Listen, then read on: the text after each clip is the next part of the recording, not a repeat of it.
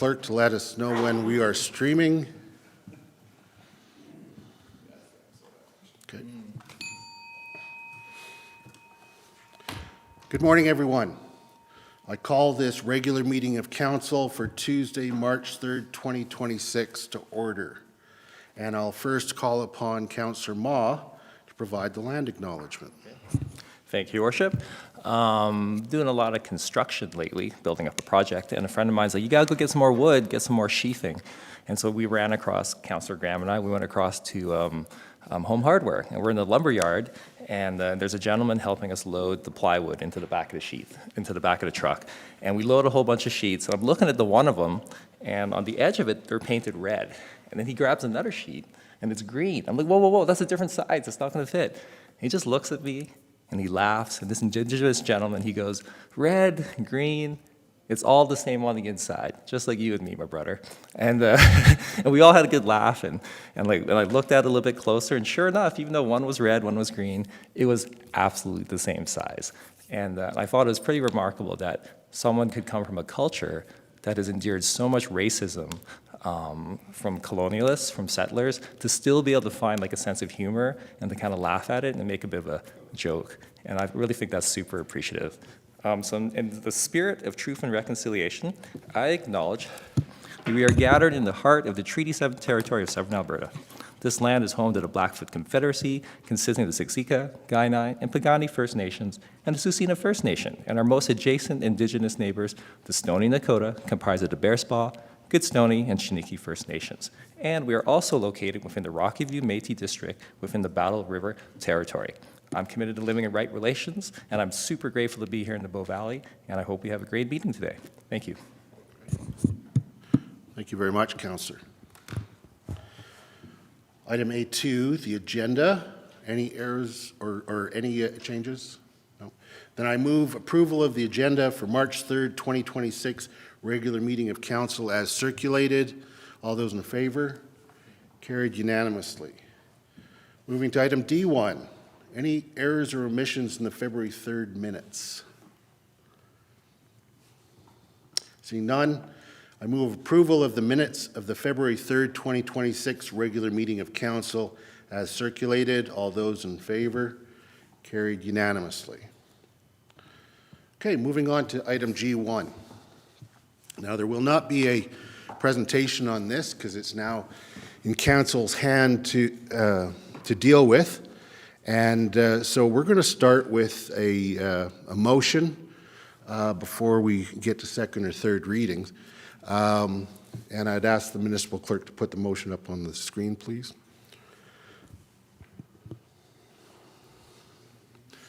Okay, it might be a little hard to read because I've got the map there, but I appreciate them being side by side. I will, thank you.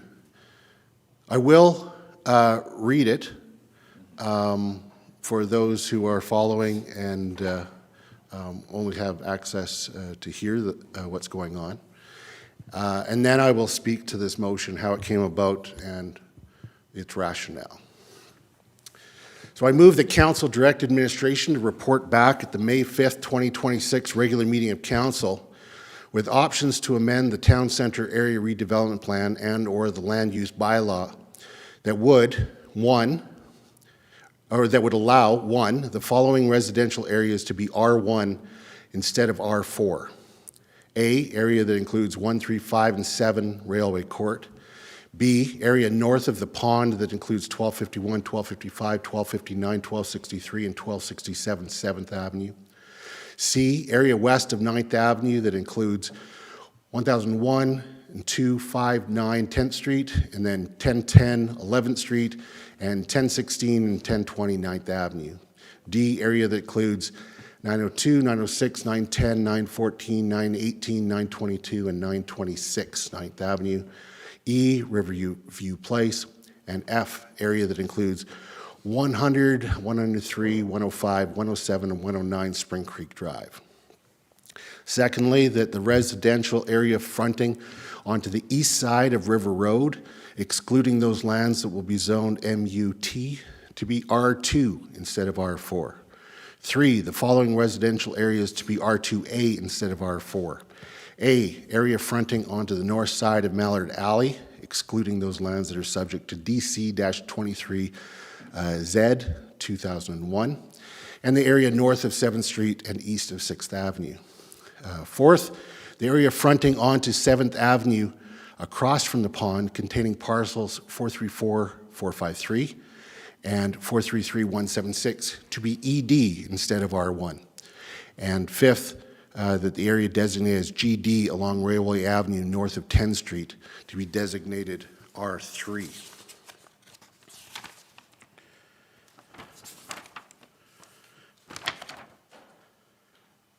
Okay, so that's the motion. Where did this motion come from? Well, through the public hearing, written submissions and oral submissions, we heard various concerns, and I asked council members to let me know areas that they heard that they would like to see amended based on what was presented to us. I gathered those together. I tried to find a line that I think represents the majority of council, but because we do this all in public, I didn't go and consult all of council to see what they thought of the motion. We will find that out today. Of course, there will be opportunity, should I have gotten it wrong or one member of council sees something in here that, or doesn't see something in here that they would like, they can bring an amending motion. I am going to, before opening it up for amending motions and debate, I'm going to give some rationale for each of these areas. And I'm going to be referencing the map that's on the left-hand side. So for those areas that this motion is suggesting should be R1 instead of R4 as set out in the proposed bylaw, let's take a look first at 1, 3, 5, and 7 Railway Court. Now that's immediately to the left of the blue section there. Yes, right where the cursor is. This is mostly developed. There's one lot still to be developed.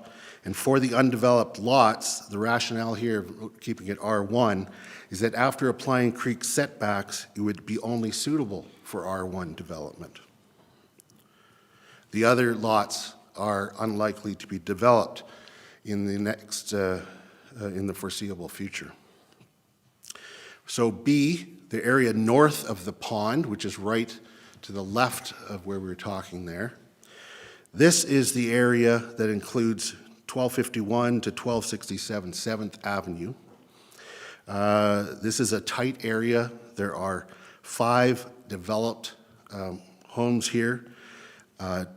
No lots are anticipated to be subject to development, and for reasons brought up by many, it would not be conducive to a densification as suggested.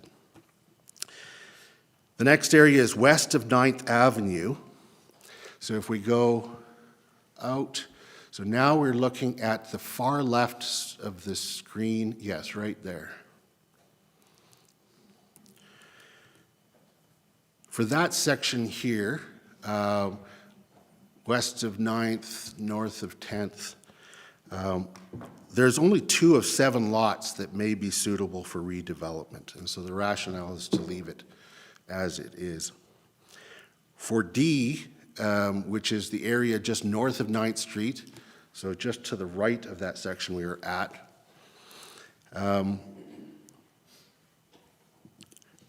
the rationale here is that only 4 lots may be suitable for redevelopment, but R4 would not be fitting with the surrounding area, given what's in the behind and with Mount Peachy and the rest of the area around there. Moving to E, Riverview Place. The rationale here to leave it as R1 is no lots are suitable for redevelopment, and the layout of the neighborhood is not conducive to R4. Then if we go, we'll have to go out and go all the way over to Spring Creek, that triangular-ish looking area on the right. The suggestion there is to leave it R1. Once again, there's no lot suitable for redevelopment, and the lot near the creek would only be suitable for R1 development due to setbacks. Then if we go over by Riverside Park, the section that's right along River Road there, just south of the MUT district, here, only 4 of 21 lots are suitable for redevelopment, and the current R2 zoning already allows for gentle densification. So yeah, these ones are to stay R2 instead of R4 according to this motion. And then looking to those that would remain R2A instead of R4, if we go north of Mallard Alley, so it's just below the ones we dealt with before, there's only 1 lot suitable for redevelopment here, and the current R2A zoning already allows for gentle densification. Then if we look at this spot north of 7th Street and east of 6th Avenue, so it's over by the Spring Creek ones that we were at, this whole section was suggested to be R2A to R4. And I've drawn in a dotted line there. So those north, the suggestion is to leave those as R2A. So that's the subject of this one. While those below would be appropriate for R4 given the rest of that area. So for the ones that are north of 7th and east of 6th Avenue, there's only 1 lot suitable for redevelopment. And due to creek setbacks, these properties are only suitable for R1 zoning. Then if we're looking at the area across from the pond, there's a suggestion in this motion that there's a small piece of land, I've put an ED on it, and that was noted by admin that not suggesting ED zoning for this small piece of land was likely an oversight. So the idea is to have that little triangle-ish where the ED is with the underline, it would become ED instead of R1. And finally, turning to the blue section, this was suggested to go to GD, which would see multi-residential but some commercial on the main floor. The rationale here is it does not seem realistic that these properties would be redeveloped in their absolute entirety, and they are already multi-unit residential. And so to leave them the same, except for that little sliver up the top, that was to be R1 to GD, and the suggestion is that it would become R3. So when that lot gets redeveloped, it would become R3.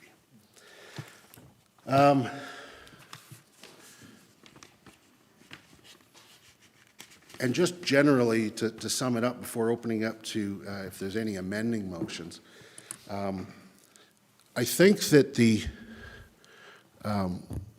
idea here was to allow those areas that are R1 that are really not suitable for multi-residential to remain R1, especially given the low number of lots that are actually available for redevelopment. Well, actually, I'll save any more for when we're actually speaking further to the motion. But that, I've put it on the table now. I know that we have at least one amending motion. And so, Councillor Murray, were you wanting to make an amending motion?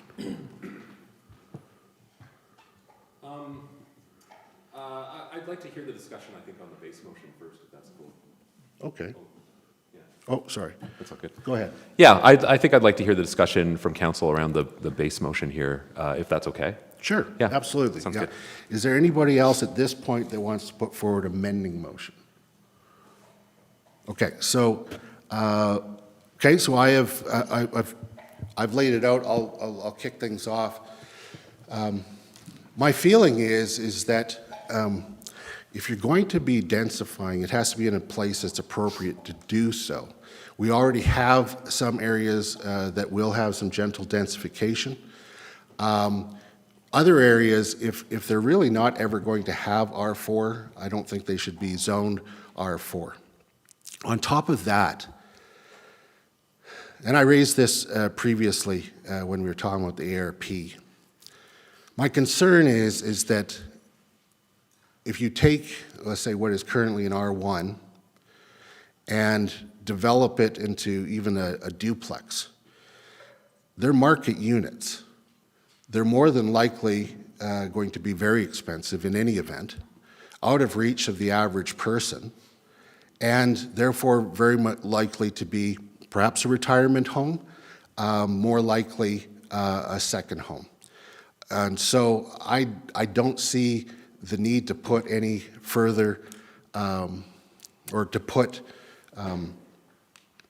strain on infrastructure if it's not needed. There's going to be lots of that type of, private development that will provide opportunity for those homes in other parts of town. I think there's some great gentle densification that's happened in South Canmore and in the town center area. But for some areas, I don't think it needs to be a blanket brush. And so I would encourage adoption of this motion and now ask other members of council their thoughts.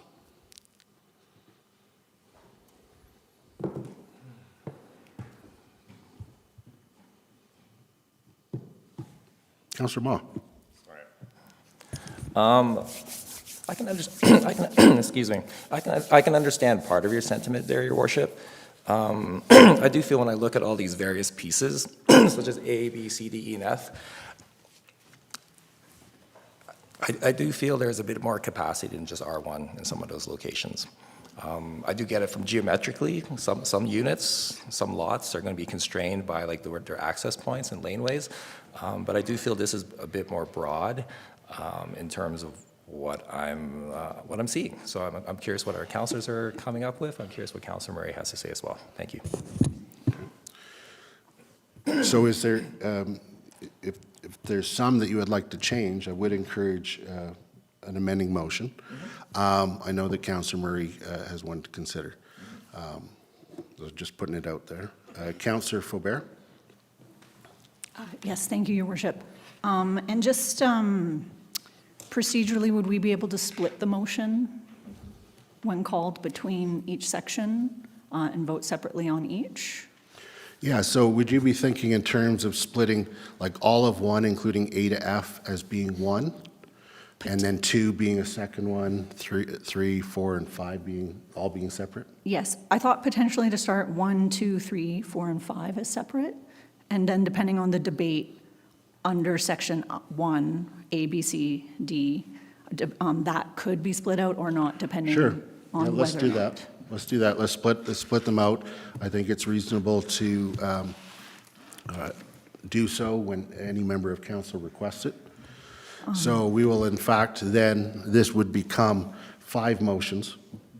The first one would be, and they'd all read the same, except with the starting part, and then they would have the 1, and we're going to deal with that first. So now we are, having split them out, we're going to deal with 1, which is the following residential areas to be R1 instead of R4. Perfect. And I am speaking against this direction of returning to an R1, and I am going to begin by framing my debate through some of the facts that I heard during the public hearing. 1, climate change is a fundamentally life-changing, scientifically proven process that affects each and every single person on this planet and in our community. Climate change and its cumulative effects of greenhouse gases is what's driving climate change and extreme weather events. Southern Alberta and our location in the Rocky Mountains receives a greater proportion of extreme weather events than the rest of the country, and our Rocky Mountain ecosystem has a greater impact from climate change. Canmore declared a state of climate emergency just over 6 years ago, and as a community, we are responsible for our future greenhouse gas usage. Council approved a climate emergency action plan as well that sets out commitments and targets for our community's greenhouse gas emissions. 1/3 of Canmore's greenhouse gas emissions comes from buildings. When we build a building, it is here for generations to come.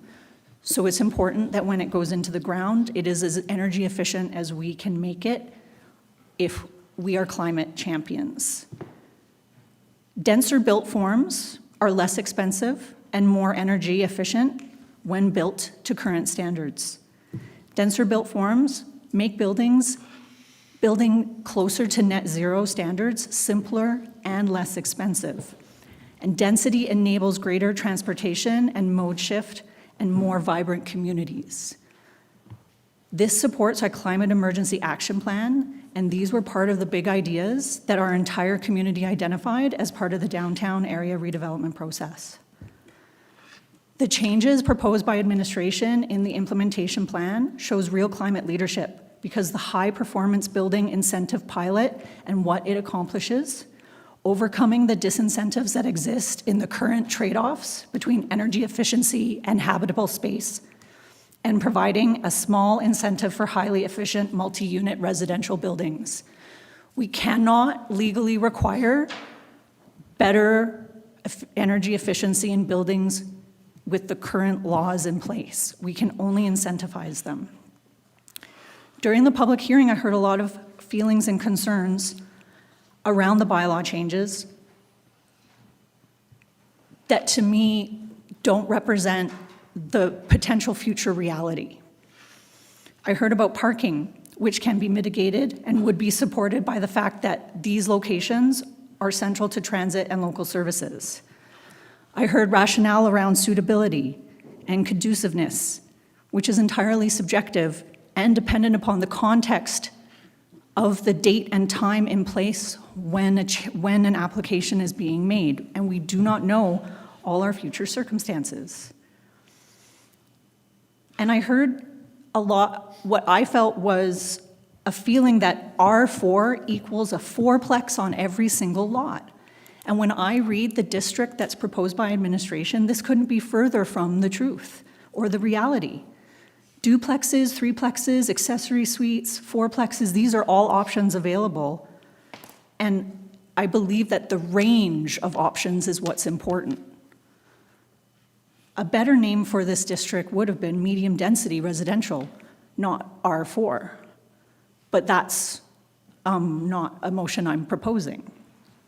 I would be open to making a motion to add language or to consider options that would create a legacy use for single detached dwellings in the R4 district to provide clarity to current residents that their homes as they are now are not at risk of changing and would and could be rebuilt in the future if they also meet higher energy efficiency standards and include accessory dwelling units, thus becoming part of the solution to our problems in the future.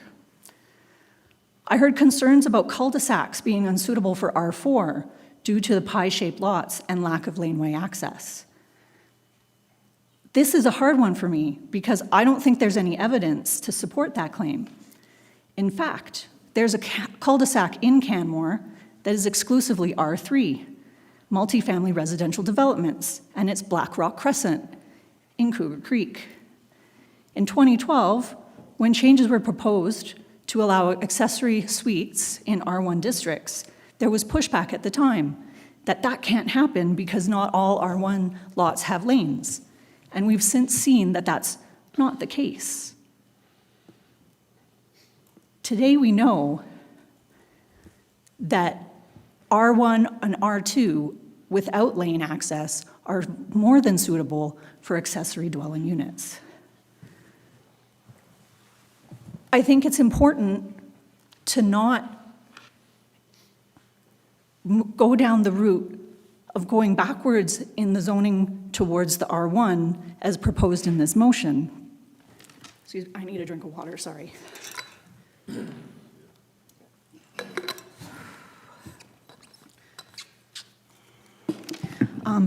Because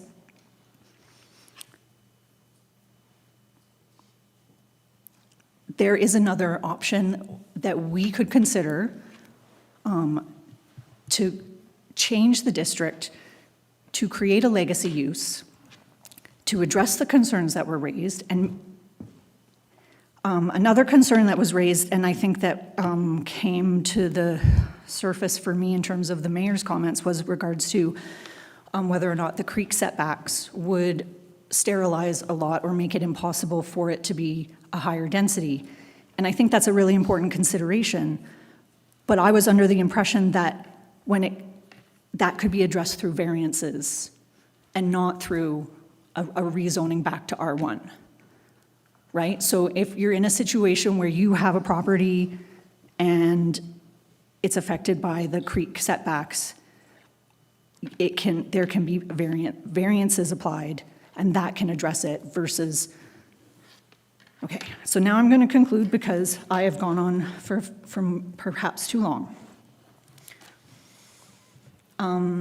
Change in our community is slow, and this implementation package and the rezonings in it is about a really, really, really slow process.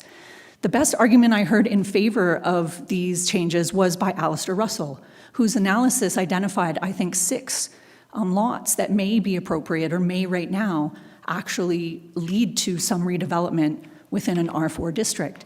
And while he made that argument against this rezoning, I think that's an argument for it, because we want this to be a slow change. We want to readjust the way our community is moving into the future in terms of the built form to address our climate change and housing stock issues. And I really think it's important that we do not consider price points. I don't think that is something that should come into our minds when we make these decisions when it comes to land use, because that I don't know what that will be. And I don't know what all the future circumstances will be, but I do know that we can create the opportunity for the future to deliver the solutions that we need, and density factually delivers solutions. And I want to thank the Climate Action Group for their submission and their points around the R4 district and their analysis of South Canmore, which really shows R4 is not bad at all. Thank you. Thank you, Councillor. Councillor Murray. Thank you, Your Worship. Yeah, this is it's an interesting one to navigate here. I am not in support of the motion as written, and in fact, I've got an amendment that I'll present momentarily, but I'll just speak to the fact that I really feel that change and growth in a community is inevitable, and R1 in some ways artificially suppresses that growth by keeping things the status quo. R1 is an abandonment of the residential section, or a large part of it, from the recently adopted downtown area structure plan. It doesn't really help us advance our climate goals, as Councillor Faubert put so eloquently just now. So I think my amendment is a middle ground kind of proposal, and maybe I'll put it forward here if that's all right. Yeah, please do. Okay. So moved by Councillor Murray that clause 1 be amended, or I guess it'll be this is a separate motion now, so yeah. We'll figure that out. Yeah. Be amended by striking out BR1 instead of R4 and substituting B either R2 or R2A instead of R4, as recommended by administration based on traffic impacts, emergency access, and lot configuration. Again, I feel this is kind of a middle ground solution that really helps to address some of the valid concerns that were brought forward by the public during the public hearing, but also allows us to, in your words just recently here, Mayor Krauser, gentle densification to allow us to the opportunity to grow in those areas with duplexes and smaller, potentially in R2A, sort of multiplex kinds of things without going straight to R4. So that's what I'm putting on the table. Great, thank you very much. We have an amending motion on the table. So first of all, just a editorial thing. Because we've split that up, we don't need the 1, 2, 3, 4. So it should read that would allow, and then the following residential areas, okay? And that will be the same for each one of them. So the amendment is to change from, instead of R1, or striking out R1 instead of R4 and inserting be either R2 or R2A instead of R4. I'm going to move an amending motion to the amending motion, unless you would take it as a friendly amendment, and that would be to insert be either R1, comma, R2 or R2A instead of R4 as recommended by administration. And therefore it leaves open the door for some of those that may just be best at R1 being put forward as that, but opening it up to the R2 or R2A. And so with that amendment, I'd be able to support your motion. Would you accept that as a friendly, or should I make it as an amending motion?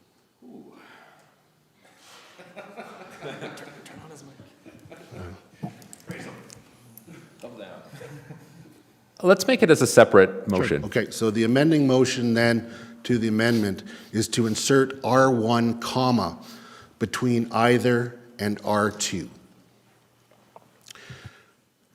In speaking to this amending motion, I really do feel that there are some of those neighborhoods that absolutely should just be R1, whether it be for creek setback, whether it be because of space.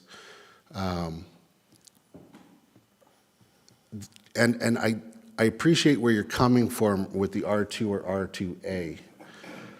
It wouldn't be my first choice, but those areas do allow for a detached dwelling as well.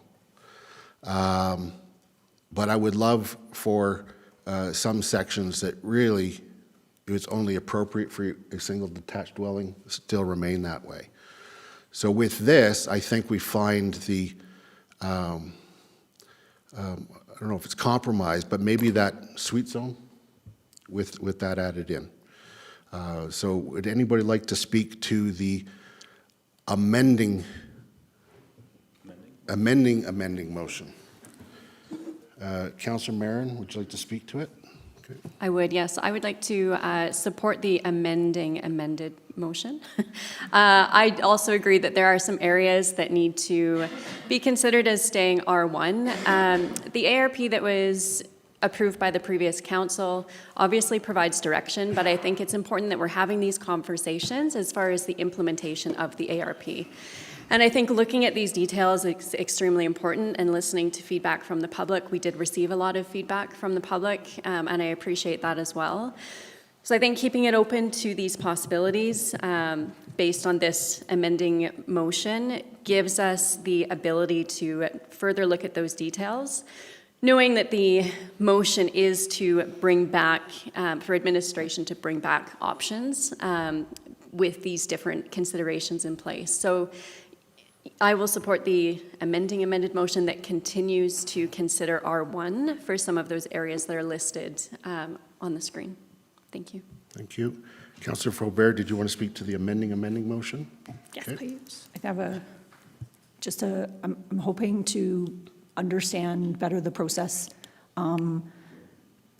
So by adding this, what we're not necessarily changing the ARP, but we're asking admin to come back with options for each of these separate. Are we asking for them, if we're going to list R1, R2, and R2A, for admin to come back with options where they're suggesting which of those would be better? That would be my understanding, and Councillor Murray, I believe that that's your intent. Instead of R4, come back with one of these three, based on their analysis on traffic impacts, emergency access, and lot configuration. Okay. And I'm sure they can also bring into it whatever else they think is relevant to. So then, if I support this, then I'm supporting more like the options for consideration, and then for me, like I have a proposal for a different way to consider our single detached as a legacy use. So then I can bring that motion after, and then that, you can still bring that motion, and that actually has more effect than simply a town center. It's actually a larger question that from the. Well, yeah, and then so then that also would just be another option Yeah. that then we would have to consider as like, That's right. okay, so I'm, And just for people listening, because for the sake of process, I often ask councillors to provide to the municipal clerk and myself motions if they know that they're going to make them. Councillor Faubert has brought up a motion arising that after we deal with these motions, that would look at legacy with respect to areas that have been rezoned, and so maintaining some legacy. So that's what we're talking about. It's not on the table yet, but I'm letting Councillor Faubert know that yes, you would still be able to bring that afterwards. so it's not, we're not at this point picking which idea. No. We are setting direction for what types of ideas we want more information about. Yeah, except the only direction here is instead of R4. Okay, so then I can support it, but I'm very, very strongly in leaning towards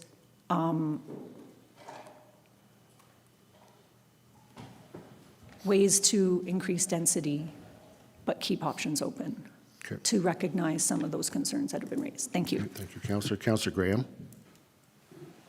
Thank you, Your Worship. I can support your amending motion or amending motion. I do believe there's a couple of line items here, in particular A and B, that I do believe R1 is a more appropriate use. The other ones I do feel could be R2, R2A. So I think this gives us the flexibility to direct administration to bring back the information that may support that vision. So, yeah, I can get behind this one. Thank you. Councillor Hillstad? I'm going to start off with, yes, I can support the amending motion for all the reasons that have been already stated. My one question, though, is just, does this give enough to admin to take into effect, like with the word lot configuration, does that cover if there's setbacks, like water setbacks and stuff that may make it, that's my main concern, is that just with the creek setbacks, that there's some lots that when you Right. apply the setbacks, it gets, the lot shape and size gets very small. So tell you what, let's deal with that after we deal with this amending.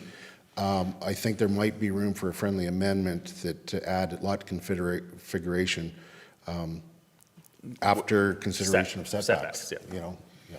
So that's all I wanted to bring forward, just, but yes, I can support this, because again, as stated, there are some areas that I don't know if R4 could even be possible, and R1 may be the right thing, but I think there are other spots that higher density could work, so getting that information back would be very helpful, so. Great, thank you. Councillor Murray, you want to speak to the amending motion? Thank you, Mayor Crowsard. After listening to this discussion, I would support the amending motion to my amending motion. Simply because I'm fairly new to this job, but it's been my take that, council's job is to essentially set policy and its administration to sort of get into the minutia about that, which is kind of why I put R2 and R2A as two options and sort of let administration come back with recommendations. Adding another zoning possibility to that mix is sort of broadens that perspective as well, and lets administration use their expert knowledge, opinion, and the studies that they've done to give us even more options for the best possible rezoning of downtown Canmore. So I would support that. Thank you. Thank you, Councillor. Councillor Maw? Thank you, Your Worship. I think I could support your amending motion there, Your Worship. When I do look at this list, I do feel there's not a lot on this list that I feel would be R1 in my mind. But I also wanted to say that by adding that in, it allows us to kind of presuppose and do a little bit of figuring out here. I also wanted to say I think Councillor Murray did a great job putting this forward. Like, yeah, sure, you're new, but it takes guts to get started, and you're doing great. And I think a lot of the sentiment you expressed in your motion of like bumping most of this stuff up away from R1 up towards something broader, but potentially not to R4, I think that makes sense. So in summary, I could probably support both motions. Thank you. Thank you. Anyone else wishing to speak to the amending motion? Seeing none, I'll call the question. All those in favor? Carried unanimously. So the amending motion has been changed to insert R1 there. During the last discussion, there was a question of to ensure that the lot configuration also took into account setbacks. Would you be open to a friendly amendment that tacked on including setbacks at the end of that sentence? Okay, so that friendly amendment has been accepted. So we are now dealing with the amending motion as revised, with the R1 as being part of it and including setbacks as being part of the considerations. Looking to see if there's anyone that would like to speak to this motion.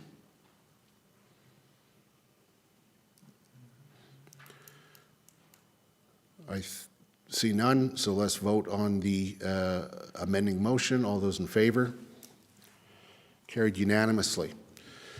Okay, so we now have a revised main motion that those areas will be considered to be R1, R2, or R2A instead of R4.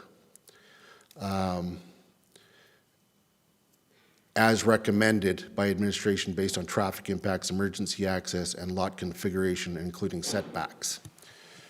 I'm sorry, Councillor Faubert, did you have a point to raise? May I ask a procedural question? Yeah.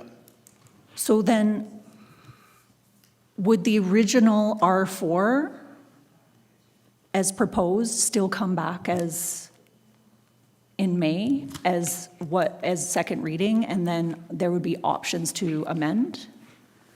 Because No, what I think the effect of this would be is that we'd be asking, well, there's two ways this could go.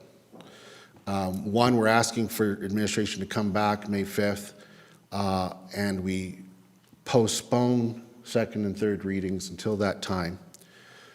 Alternatively, given that we're saying instead of R4, there would be recommendations for R1, R2, or R2A, the amendments might be so great, and we're going to have a new public hearing in any event, it may be appropriate to just defeat second and third readings, choose the options that are put forward, and then have that come back at a later date. Okay, I would also like to propose an amendment Okay? to this then. Yep. What would you like to see? Instead of,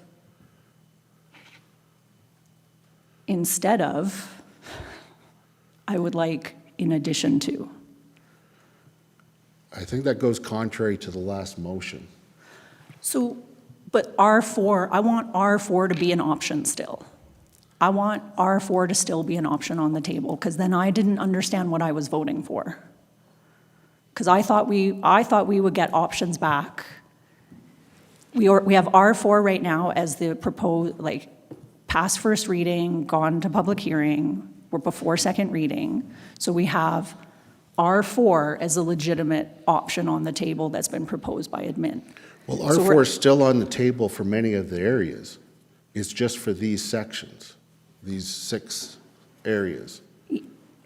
Yes, R4 but, is still on the is still in for all the rest of the ARP.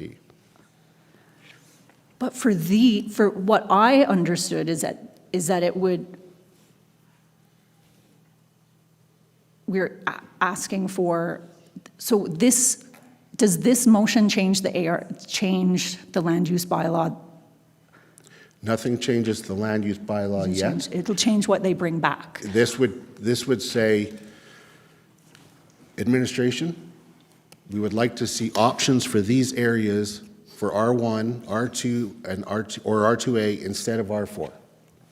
Okay. So come back with those options. And then we will direct them to prepare changes to the land use bylaw or the ARP or both in order to give effect as to what we choose at that time for these sections.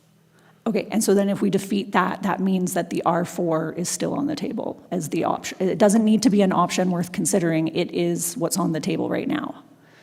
So if it comes back and if admin brings back options for R1, R2, and R2A, and we don't vote to include it, then it's still R4.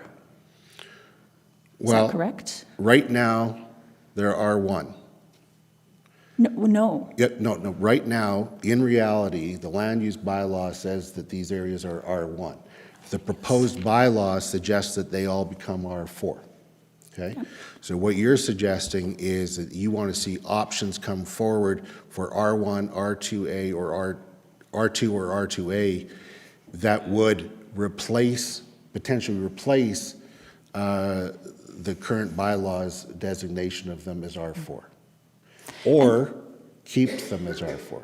And then, so then if those options come forward and we don't accept them, then first reading is still on the table as R4 Second reading. or second reading?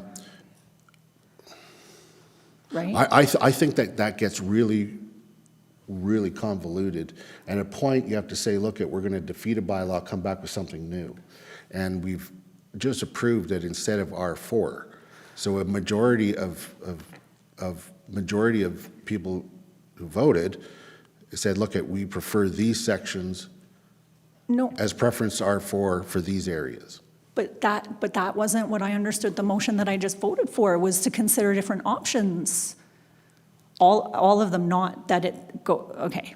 It's okay. We'll go to voting for this motion and I will not vote for it in favor. Okay. So we are at the main motion. In speaking to it, I maintain my concern that densification for densification's sake is not always the best. Environmental concerns that were raised are valid in principle, but in practice, the number of lots that would be redeveloped is so small, the impact would be so small that it really doesn't, carry the day in my mind. I appreciate that some may be better as R2, R2A. I still think, and price point does come into it in the fact that these are market units. And we know that through our experience, that the only thing that's remained accessible to the average person is, especially after the first sale, is the non-market units. Even a small unit, even if the seller was really big-hearted and wanted to attract residents, they could sell it at a really low price. But they can't require that buyer to sell it then again at a really low price. They'll just make a lot of dough on it. So I have some hesitance to expand to R2 or R2A. I do prefer that instead of R4, so I will support this motion. Anyone else wishing to speak to it? Dr. Cottle, did you have a point of importance to be raised? Yes. I apologize to be interrupting your debate, but the substantial change to this motion has us questioning whether or not May 5 is actually doable now for administration. So we would benefit from a moment to be able to confer with colleagues to see if we have a suggested date change. Okay, so tell you what we're going to do. I don't want to interrupt the flow of the debate, but we will pause momentarily for you to confer as far as date. I don't think date is the important issue on the table for council. It was the one that was recommended to me for the original motion. Okay, so thank you for that. Councillor Graham. Thank you, Your Worship. I will be supporting this motion. To me, it's kind of a little bit of a balance between your perspectives and Council for Bear's perspectives. I appreciate the climate initiatives that densification does bring. I have a little bit of a hard time with the arguments around price point. We changed a lot of downtown to R4, and there was discussion about price point when we did that at the last, at the ARP section of this, and there was a motion to get rid of R4, I believe, from Councillor Morrow, which was defeated at that point in time. Her concerns were a lot around price point as well. And That actually doesn't have, prior debate does not have relevance here. Okay. Yeah, I guess I see less validity in the price point argument, but I do see validity in the climate change and densification, gentle densification. As you mentioned, this is going to be very minimal in practicality, but still does have effect and does have long-term effects. What we build does matter, even if it is just a little bit. I do believe that there are a couple of the items here that, you know, between creek setbacks and walking pathways and other factors do practically lend themselves to an R1. But for the most part, I do see that the rest of them can at least be R2 and R2A. So, you know, I think this does find the balance. We'll see what kind of time it takes for administration to make sense of the sausage we're making up here today, but I can support this motion. Yeah. Just to be clear, this is us doing our job. Yes. And if you want to call it sausage, that's fine, but democracy is sometimes messy. Yes. And it's what we need to do if we're going to give effect to what we've heard. And so I appreciate that. Yes. As far as the time, yeah, I'm certainly open to whatever it is. What we want to do is get it right. Agreed. And there's no need that it has to be fast, since most of these lots are not redeveloping for I would rather 20, get it right 20 than get 30 it quick. years. Yeah, yeah, okay. Thank you for that, Councillor. Councillor Ma. Thank you, Your Worship. I'll be brief here. I'm prepared to support this motion. I do feel when I look at this list of 6 different areas, there is more capacity than R1 in the bulk of them, but there are a couple odd spots within that list of 6 that could potentially remain of R1, as Councillor Graham noted, with respect to, say, setback, traffic access, et cetera. But I do feel Councillor Faubert brings up a great point about, you know, like one of the reasons why we embarked on this downtown ARP process was to introduce a gentle densification. And by moving forward with this motion, I think a lot of those lots there do have more potential than R1, and we can start to do a bit of gentle densification down the road. Thank you. Thank you. Councillor Marin.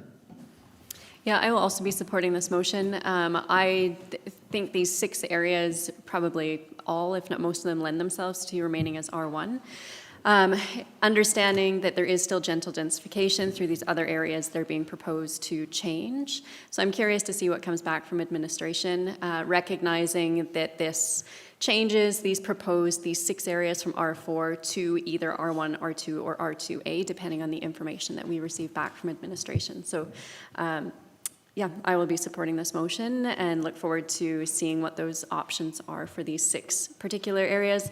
I also want to add very quickly, as much as we're focusing on these 6 small areas right now, we are making changes to some of these other areas that do allow gentle densification. So the focus in this conversation, in this debate, is focused on these 6, but I think we also need to recognize that we are actually increasing some densification in some other areas that make sense. So I'm happy that we're taking a closer look at these 6 particular areas where there was concerns raised for these changes. Thank you. Councillor Hillstead. Thank you. I can also support this motion. Again, for many of the reasons that have already been stated, it just comes down to what can actually fit on a site. And for me, this gives us a little more options to see what that may be. I do note, though, that just there's a straight A in the motion. It should be R2A instead of R4 as recommended, not as recommended.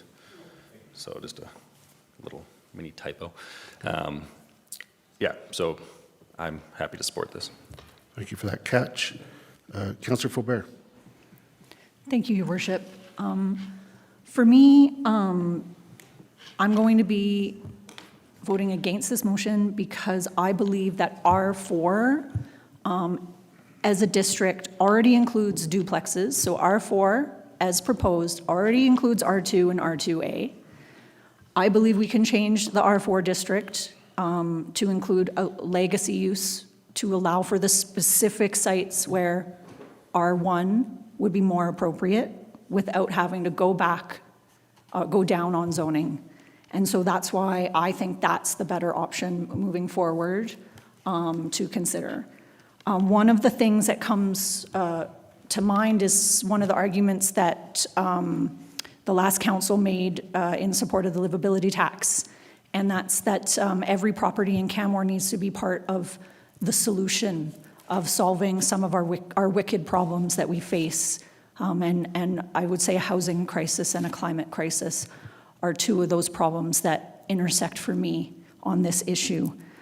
And so when I think about the potential for what increased density can do to address our issues of climate change and provide a more diverse housing stock for our community, I think about that same concept. What can every property be contributing towards it?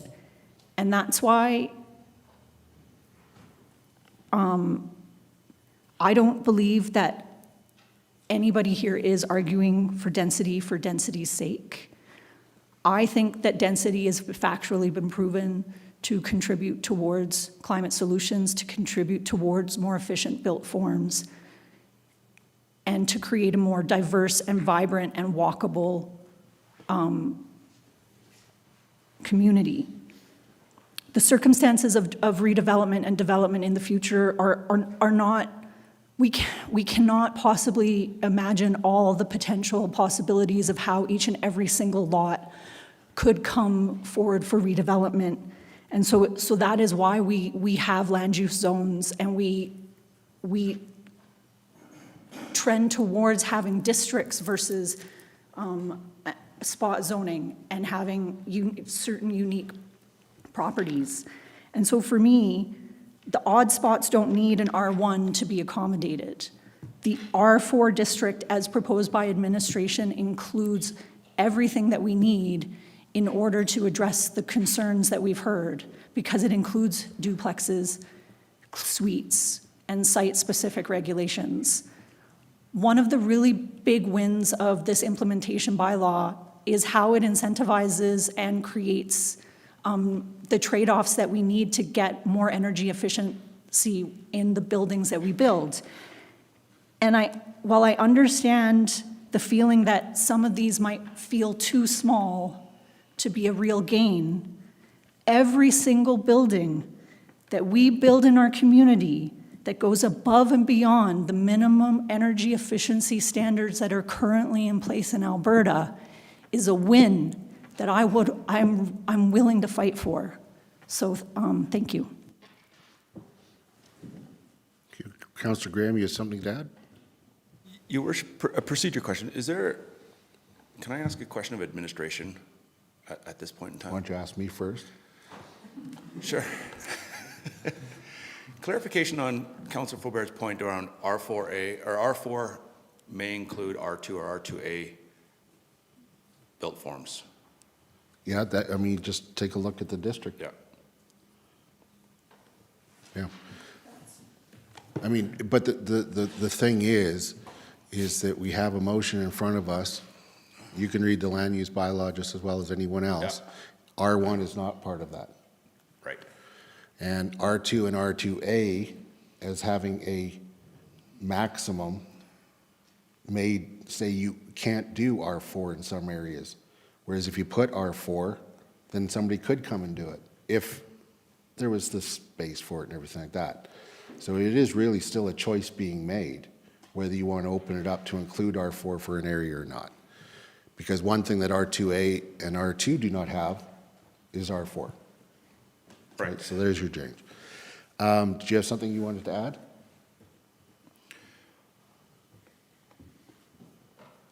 I'm going to ask for a 5-minute. No, we're going to get there anyway. Before the vote. Yeah. Yeah. We're going to deal with the date. Okay. Okay, so we are going to take a very quick break and give us a date when we're back from that. That'd be great. And don't feel pressured. This is, whatever's reasonable, I think is what we want to include, okay? Thanks.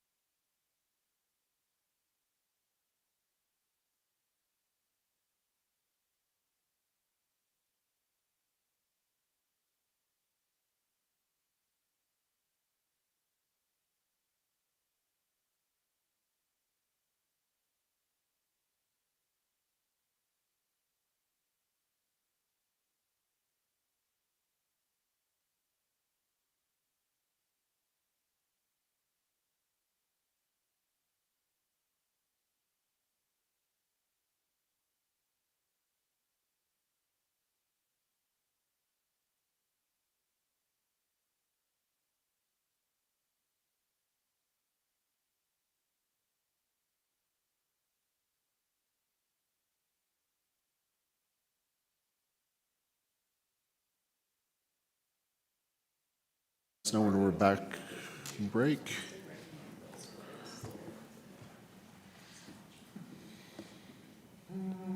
Great. Dr. Cottle, what's the word on So timing? what we'd prefer to say is no later than July or by July of 2026. We hope to have it before then, but there's a few unknowns right now, including a legal review, that just make it a little bit unpredictable. So we would like to be, what's that? Yeah, there's a council meeting in July. By July, Okay. Excellent. yeah. Okay, so I'll accept that as a friendly amendment. I don't think anything turns on that. Not seeing anybody too concerned about that. Okay, so by July 26th is the date. Okay, just to close, we have a motion in front of us then that's been amended. We've all spoken to.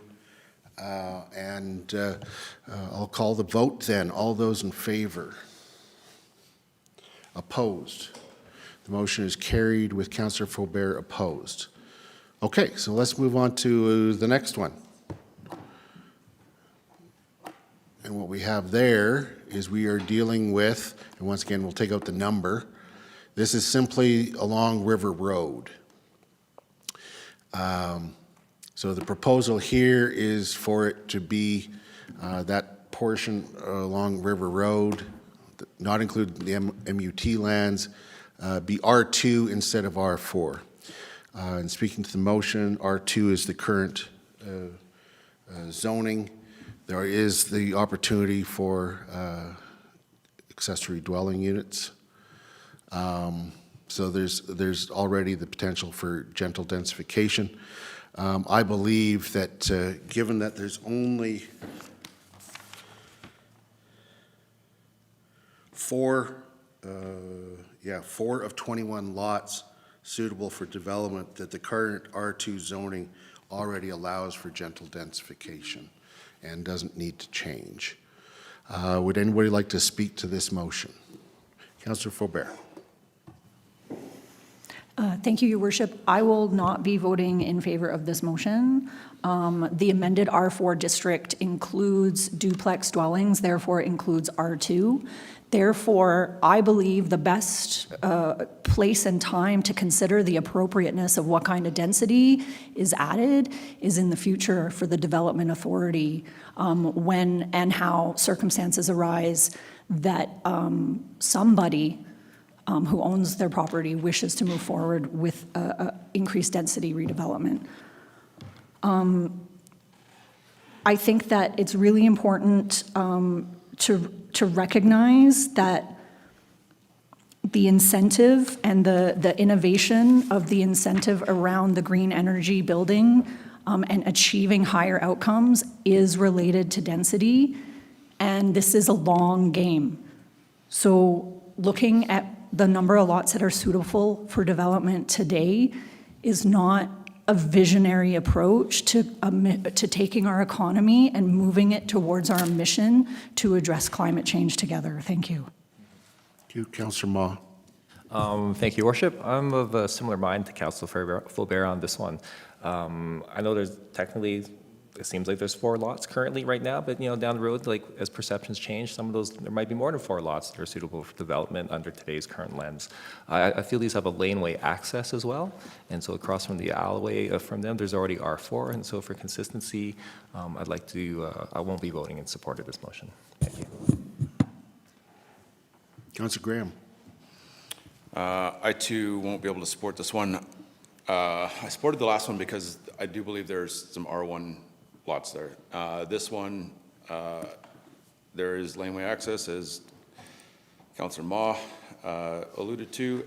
R2 is already included in R4s. That's where I'm at. Good. So, in speaking to what has been said, I don't disagree with the that the environmental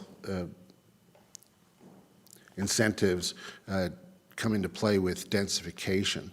But we're talking about a very few number of units. We're not talking about an ASP here that we have. This is an area redevelopment plan. It's already fully built out. And you know, you're going to get a little bit of a build-out. I don't think that, you know, changing the nature of the neighborhood or having that possibility on a place that's already, you know, getting extremely crowded is what I would prefer. So I will be voting in favor. Anyone else wishing to speak to the motion? Councillor Faubert, you have something you wanted to add? So part of what I really appreciate in what has come forward is that the incentives, this incentive program around using density to get higher energy efficient built form is a pilot, and I think it's meant to be small. I think I think the whole point is that I think that actually supports the fact that there would be a small uptake at the beginning, supports the fact that we are moving forward with something that is new and unique and innovative, because we have to find solutions to incentivize better energy efficiency than what the building code allows in Alberta. So the work that administration's done, to me, has been presented sort of as a pilot. And so I think this is just the first phase of looking at how we redevelop in our community, increasing density, increasing energy efficiency, and that this will lead to better outcomes, so that when we look more broadly across the valley bottom zonings in the future in the land use bylaw, that the solutions that we move forward, we have brought from this process. So I think that it's important to keep that in mind, that that part of what we're moving forward with in this implementation package is something that we haven't done before, and it's brand new, and that slow uptake might support building that program to make sure that we get the results that we want to see. You know, what I'm really concerned is that we are having the big discussion focused on a little area. That big discussion is there. That's real. It's part of the ARP. It's going to be in most of the areas are not changed from what's recommended. There's going to be lots of opportunity to play out. The question is should this area be R4? Not whether or not we support environmental initiatives or not, because that's already there. The question is, should this be R4? That's really the question. And I don't disagree with a lot of what you're saying, but that applies to the whole area. The question here is this one neighborhood along River Road? Councillor Marin. I will be supporting in favor of this motion, recognizing that this change, so keeping it as R2 instead of R4 for this particular road, recognizing that the street behind it is also changing to R4, and the one on Bridge Road as well is changing to R4, so there is some densification happening in this area. The reason I'm in favor of keeping this as R2 in particular is because of the park front and the riverfront area there. We did hear concerns just about existing traffic and increased usage on this particular street. So although there is a back laneway, that also is going to be facilitating those changes to R4 in those other two areas and streets. So for this particular small parcel, I'm in favor of keeping it as R2, also recognizing that it is currently developed as R2. Councillor Hillstad. I think right now I'm leaning towards supporting this motion. Again, a lot of these have been built out. If R4 were to take place, I don't actually see, everyone keeps talking about how duplex dwellings are included in R4, but it's not listed. There's townhouse stacked, open space, public utility, apartment building. The discretionary use also doesn't have duplex, so there's a minimum and maximum when it comes to units per hectare in the R4 district. So again, you'd have to look at the actual size of the lots to determine how many units could be put in there. So, you know, maybe potentially a duplex could be, but I don't see it as a listed use. You could have a townhouse that is technically just two houses. So there might be a way around it. It's just, I don't see it listed as a use. So, but yes, as this street has been almost fully developed, that is right up against the park there. I'm okay with leaving it as R2 because there is that change to R4 on the lots behind it and adjacent to it. So for this one, I'm leaning towards leaving it as R2. Councillor Faubert? It's section 3.12.4.4 in use-specific regulations. I don't have it in front of me. Duplex dwelling shall only be permitted on sites where significant physical constraints. So that's where I was going from, that it's still at play, R2 is still at play. So that was my only point. Okay. Anyone else wishing to speak to the motion? Call the question. All those in favor? Opposed? The motion is carried with Councillors Faubert, Ma, and Graham opposed. Moving on to the next one. And by the way, the date's being updated for all of these by the clerk, and thank you for doing that with the previous one. Okay, so this is with respect to maintaining R2A for the area fronting onto the north side of Mallard Alley and for that area north of 7th and east of 6th.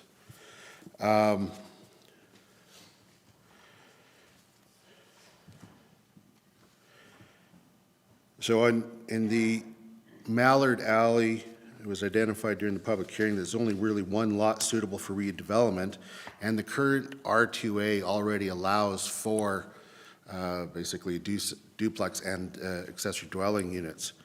And then with the 7th and 6th, once again, only one lot suitable for redevelopment, and due to creek setbacks, these properties are only suitable for R1. I would ask for your support for this motion. It does allow, out of that whole area, the area south of that dotted line would be R4 as recommended by administration. That's what we'd be looking to come back to us with, or for them to come back to us with. But for the area north of that line, it doesn't make sense that it was R4. R2A, as it's currently zoned, I think would be more appropriate. Similarly with Mallard Alley there. Once again, when I look at these, I'm saying for the redevelopment, should all neighborhoods be treated the same? And I don't think so. I think you have to give consideration to their particular location, and whereas R4 is seen as very valuable in some areas, it's not as useful in others. And also given that, this ARP is probably going to be in place for 20 to 30 years maybe, and likely replaced, most of those buildings will still be there. This is probably a more appropriate discussion if you're wanting to densify depending on what Canmore is in 20 years. And so that's not the same discussion as if it was an area structure plan and everything's being built out new. So I would argue to keep these two areas what they currently are. Councillor Faubert? Yes, so I will be speaking against this motion for similar reasons that I've already spoken to for previous motions. But I just really want to take the time to reflect upon what does it mean when we say R4? What does that actually mean? And what does it mean when we talk about suitability? Because suitability to me is incredibly subjective. Because when I consider a redevelopment of one of these lots and the options between an R4 and an R2, for example, I'm not seeing two different sized dwellings. I'm seeing four smaller units for a fourplex, and for a duplex, you have two much larger units. So at an R2, in terms of suitability, it's less housing and less diversity, less opportunities for infill to include vital homes as well. So I just like, when we talk about suitability in my mind, I'm not seeing a different picture when it comes to R2A versus R4 and the built form that could potentially result. But what I do see are two different potential futures when it comes to the makeup of who lives in our community. And so that's why I'm really pushing for R4, because it creates the potential for more variety and more diversity, but still maintains the opportunity for duplex dwellings, which is what currently exists. So for me, R4 is more flexibility, more variety, more opportunity, more energy efficiency, and still maintains the ability for an R2A dwelling to continue. So that's why I'm still gonna vote the way I'm voting. Thank you. Thank you. Anyone else wishing to speak to this motion?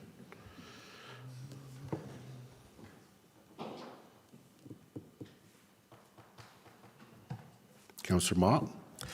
Thank you, Worship. I just feel these sites are sufficiently constrained with like the various creeks and the alleys and stuff that this motion makes sense. That's all I got to say. Thanks. Anyone else wishing to speak to the motion? Call the question. All those in favor? Opposed? The motion is carried with Councillor Faubert opposed.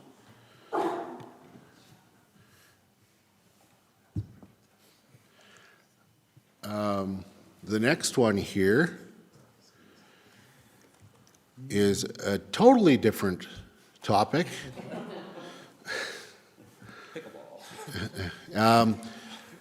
So this is an area that is currently zoned R1. It's right across from the pond. It's right next to area that is ED. And it was noted by administration, it was probably an oversight not doing something with that property. And so I would be in support of leaving them undeveloped, those two lots, and having them ED. Now, my understanding is that they were provincially owned and not publicly owned. In any event, the motion is there, and I encourage your support. Anyone wishing to speak to the motion? Councillor Marin. Yeah, I just had a question. Do you know who does, like, are they privately owned lands? Or are they provincial, or is it the town of Canmore? Like, it's provincially owned? Okay. Yeah, okay, so thank you. we've just had confirmation from administration that they are provincially owned. Okay, perfect. Thank you very much. Councillor Graham. Thank you, Your Worship. Happy to support this one. These are lands probably left as they are. Happy to support it. Anyone else? Call the question. All those in favor? Carried unanimously.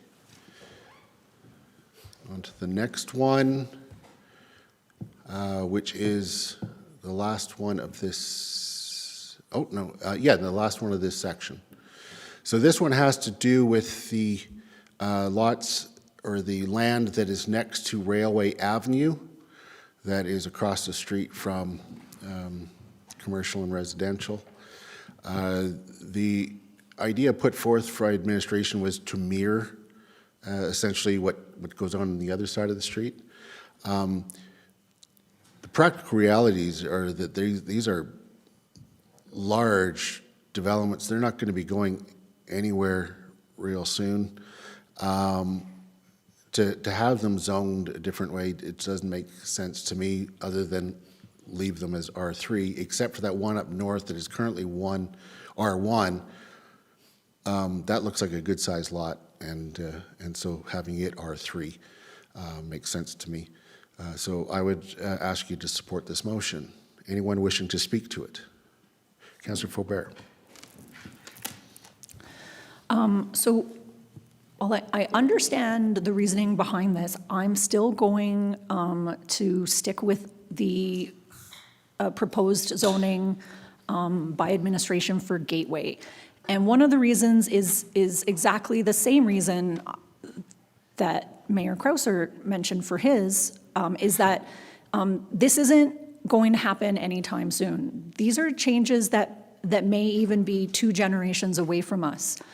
But I believe that, and I believe that we need to start tilting the ship towards the outcomes that we want. And in this location, being right across from development in the Gateway, which is commercial on the ground floor, and then we would have housing above. To me, you maintain the ability to have medium density or multi-unit residential on the top floors. And by having commercial on the bottom floor, we're increasing access to local services, opportunities for small businesses, and our commercial tax assessment, which currently is trending towards an 85 to 15% split, when our goal as a community is to have a 60-40 split. So being able to take these lots and have a different vision into the future that has commercial assessment, has housing, may even include Vital Homes housing if it's multi-unit in the future. But remember, this is about a vision. It's not about rezoning because there's an application or there is a desire in the market for this change to happen. This is truly about taking and the vision that we have for our future, for our community, and the way we use the land that we have to deliver what we need as a community. It's kind of one of those things like, this is a weird analogy, but we plan for and we expand our cemetery, not because we want people to pass away, but because we know that as a community, we need things in the future. And so I think that the needs that we have in the future for density and density that enables greater energy efficiency, a density that enables more vital homes and a diversity of people, more commercial assessment, access to services in the downtown core. Now, that being said, this is the one thing that out of all the things, I'd be willing to trade off for the R4. So, this isn't my hill to die on, but R4, my hill to die on. So, thank you.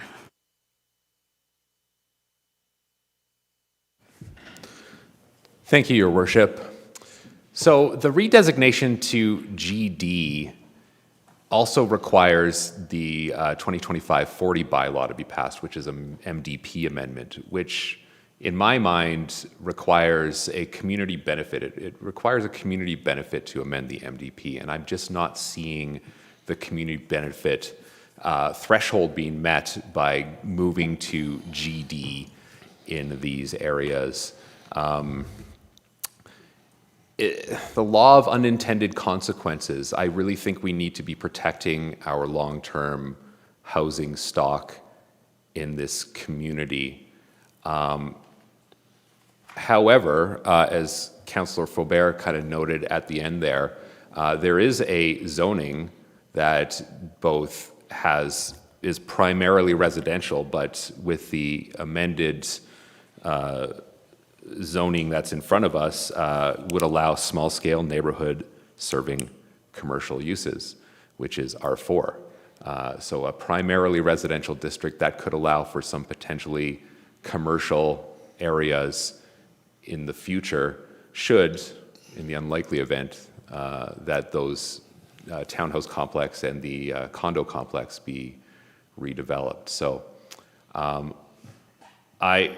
can I put forward an amending motion to speak as such? Yes, you may. Okay, so I would like to move that the motion be amended by striking out R3 and replacing it and substituting R4. Okay, anything further you'd like to add in that regard? Just what I said just now is that R4 is, again, sort of the middle ground between moving to a primarily commercial district and one that has potential light commercial uses but is primarily residential and will protect the housing stock in a fairly dense housing area as is now. Okay, thank you. So there's amending motion on the table. You know, in speaking to it, I'd be happier with R4 than GD. At the same time, while I recognize there's a visionary component to these ARPs, there also has to be a practical component. And I've never been a believer of just putting a zoning on something because it maybe is, there's a poetic element to it that it might mirrors the other side, that it would be nice to, you know, dream of that. It's never going to happen. And so I'm not going to be losing any sleep if this amendment passes, but I'll be opposing it. Councillor Faubert, did you have anything you wanted to add?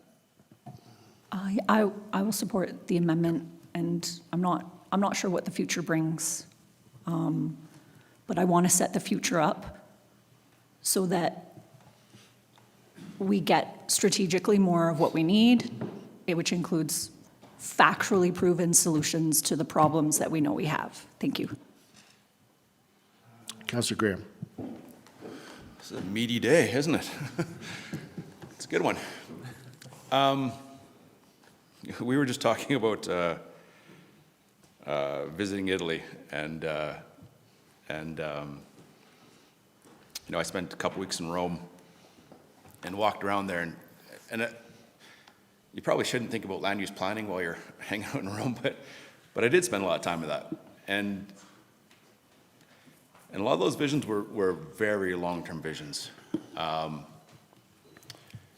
And so I think I guess I speak to more to this amendment. R4 does allow, has a discretionary use of commercial options. And this may not happen for a long, long time, but I'm actually happier with GD here than I am with R4. So I'm going to vote against this one. Aligned for opposite reasons. Yeah, no, this is weird. It's a weird day. Anyone else wishing to speak to this amending motion? Councillor Marin. Sure. Thanks, Councillor Murray, for putting that forward.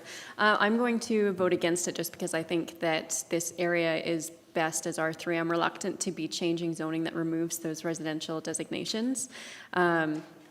So I'm going to vote against this motion, and then I guess I'll speak to the original motion when we go back to that. Sure. Anyone else wishing to speak to the amending motion? Councillor Ma. Thank you, Your Worship, and thank you, Councillor Murray, for bringing this up. This is one of those interesting thought exercises where in reality is anything going to happen, where can you actually come in and buy every unit in a townhouse complex, convince them all, and then change the process down the road? So in terms of what it is, if that miracle did happen, or that crazy situation happened where someone came in and bought out every single owner within a townhouse complex, I could live with R4. Thank you. Councillor Hillstad at the deciding vote. Offense. Subject to others being convinced by something that's been said. I'm going to have to agree with Councillor Graham on this one. I'd rather actually have the GD, if we were going to change it. I think that would make more sense because you still get the residential. But again, this is one of those, will it, won't it? Maybe eventually, but so for now, I'm going to have to vote against the amending motion just because, yeah. Okay. Councillor Murray, do you have anything to close? Yeah, just sort of a final pitch here for this. This amendment is to the original motion, so we'll still get an opportunity to vote between GD and a residential district, regardless of whether this motion passes or not. So just wanted to put that out there. Okay, thank you. I'm going to call the motion then. This is for the amending motion. Those who are in favor. Those opposed? The motion, amending motion is the amending motion is amending motion is defeated with Councillors Faubert, Murray, and Ma in favor. Okay, so we're back to the original main motion. And Councillor Marion, you said you wanted to speak to that, or? Okay. Yeah, I'll be speaking in favor of this motion. I think it makes sense for this area to remain as R3. A number of different things have been said as far as the reality of this being developed. I think we do need to consider the practicality of rezoning. I mean, again, not going to lose sleep if this changes to GD, because the realistic prospect of this changing to commercial it is not very high. But I do, like I said, I'm reluctant to remove residential zoning in this area with the potential of it being visitor accommodation and or commercial areas in the future. So I will be supporting this motion to keep it as R3. Okay, anyone else wishing to speak to the motion? Seeing none, I'll call the question. All those in favor? Opposed? So the motion is carried with Councillors Faubert, Ma, and Graham opposed.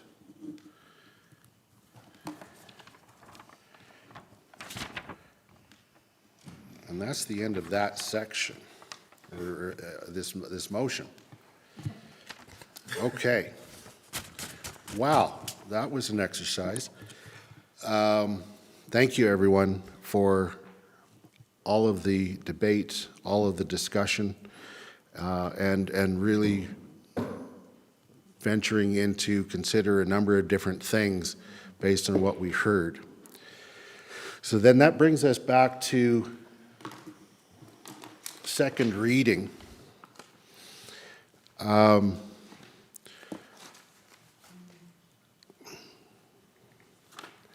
So I'm just going to speak to process here. We have some readings in front of us that are,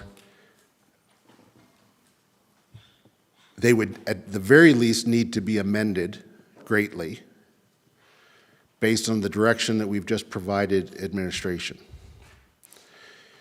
And there is a school of thought that says if you're going to have to amend something that much, let's just defeat them and move on. They could also just be postponed. I would think that passing them is not something we can do today because of what we've just gone through. I think it's cleaner to give a clean slate, especially since the MDP amendment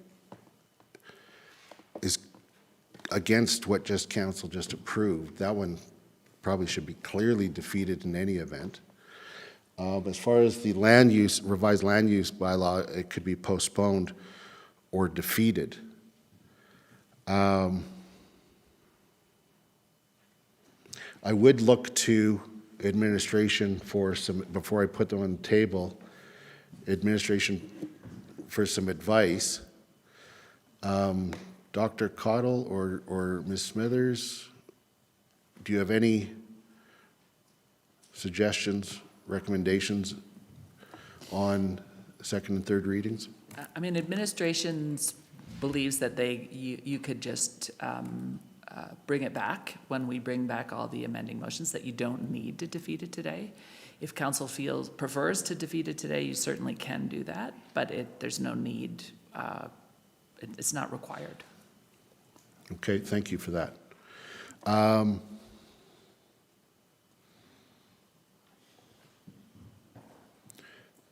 Councillor Faubert, did you have a process comment?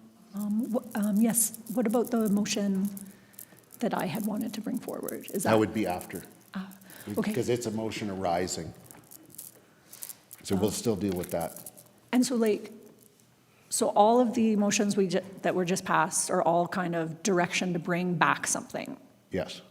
And so I think we need to keep the bylaws alive in order for it to come back. I don't think so. Like, Because we have an ARP that currently doesn't fit with land use bylaws. If we defeat it, it has to come back. no, but like those options, when they come back, we have to approve them in order for it, right?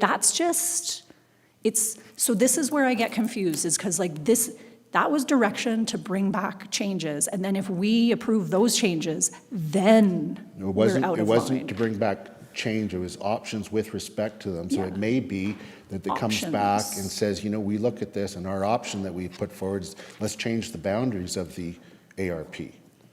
It could be that we said, really, if they're defeated, the option is then, these are options to move forward and we'll bring back a new implementation package, okay? If we postpone, then it could be options to amend that, which keeps that open. I think it's cleaner to just defeat it and move on.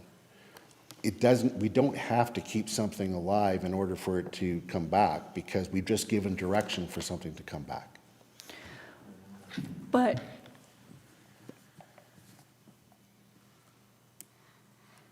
the motion that we made was based on something that came forward in a first reading. I think that we have, for me personally, I still want another kick at the can.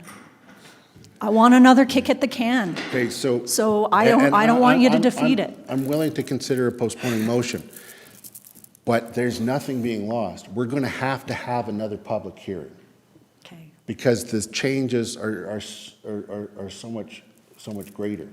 But And honestly, bylaws were created to be cohesive with something's going forward. With the amount of changes that would be coming, you might as well just start fresh and include those portions that would still be coming forward. And you could still have the opportunity to change something to R4.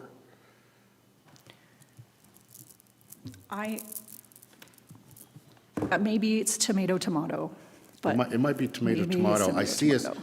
it having the same opportunity, but for the public's sake, I would like them to know that something new is coming back and that we're going to deal with it again, and they'll have an opportunity to talk to it at some point in the future, as opposed to thinking it's still alive and they need to be concerned about what is currently alive for the next, I don't know, till July, and then it may be into the fall. I just think it's cleaner. Dr. Cottle, on this process question, do you have some advice? I do agree with Councillor Faubert. I think, I appreciate the concern that you're raising, Mayor Krausert, in terms of the public. But the public will still know that there's something else to be considered by council. So by defeating it, it doesn't close it. There's still, and unfortunately, we don't know what the timing will be. So there still remains a lot of questions. But there is, I think, process-wise, by defeating, you are closing an option that you could keep open and still do at a future meeting when, given the amount of direction you just gave us, it is in response to something, it's not in a vacuum. That said, if you do decide to defeat it, we can still make it work, but I do agree with Councillor Faubert that it's cleaner to not defeat. Okay, well, I said I would be willing to move a postponement. I still disagree. I think a clean slate is cleaner. And it doesn't change the fact that everything that we didn't change or suggest option for would just come back as is in some form, but it might be different form depending on what the options are. I actually think it limits administration to explore the options if we're dealing within the framework of an existing one. And I still don't know how we can ever approve the municipal development plan change in light of, we just said we'd rather have R3 instead of GD. But in any event, I will move that we, as far as a date, I guess we'll just move it to the same date in July, and then if we have to postpone further, depending on what options come back, that's the best way to deal with it. So that I will move that we postpone second and third readings of bylaws 2025-40 and 2025-36 until July 2026. Would anybody like to speak to that motion? Councillor Graham? Your Worship, I have a process question, I'm sorry. Okay. If we wanted to defeat this, we'd have to put second on the table and defeat it. Yep. Is that correct? Yep.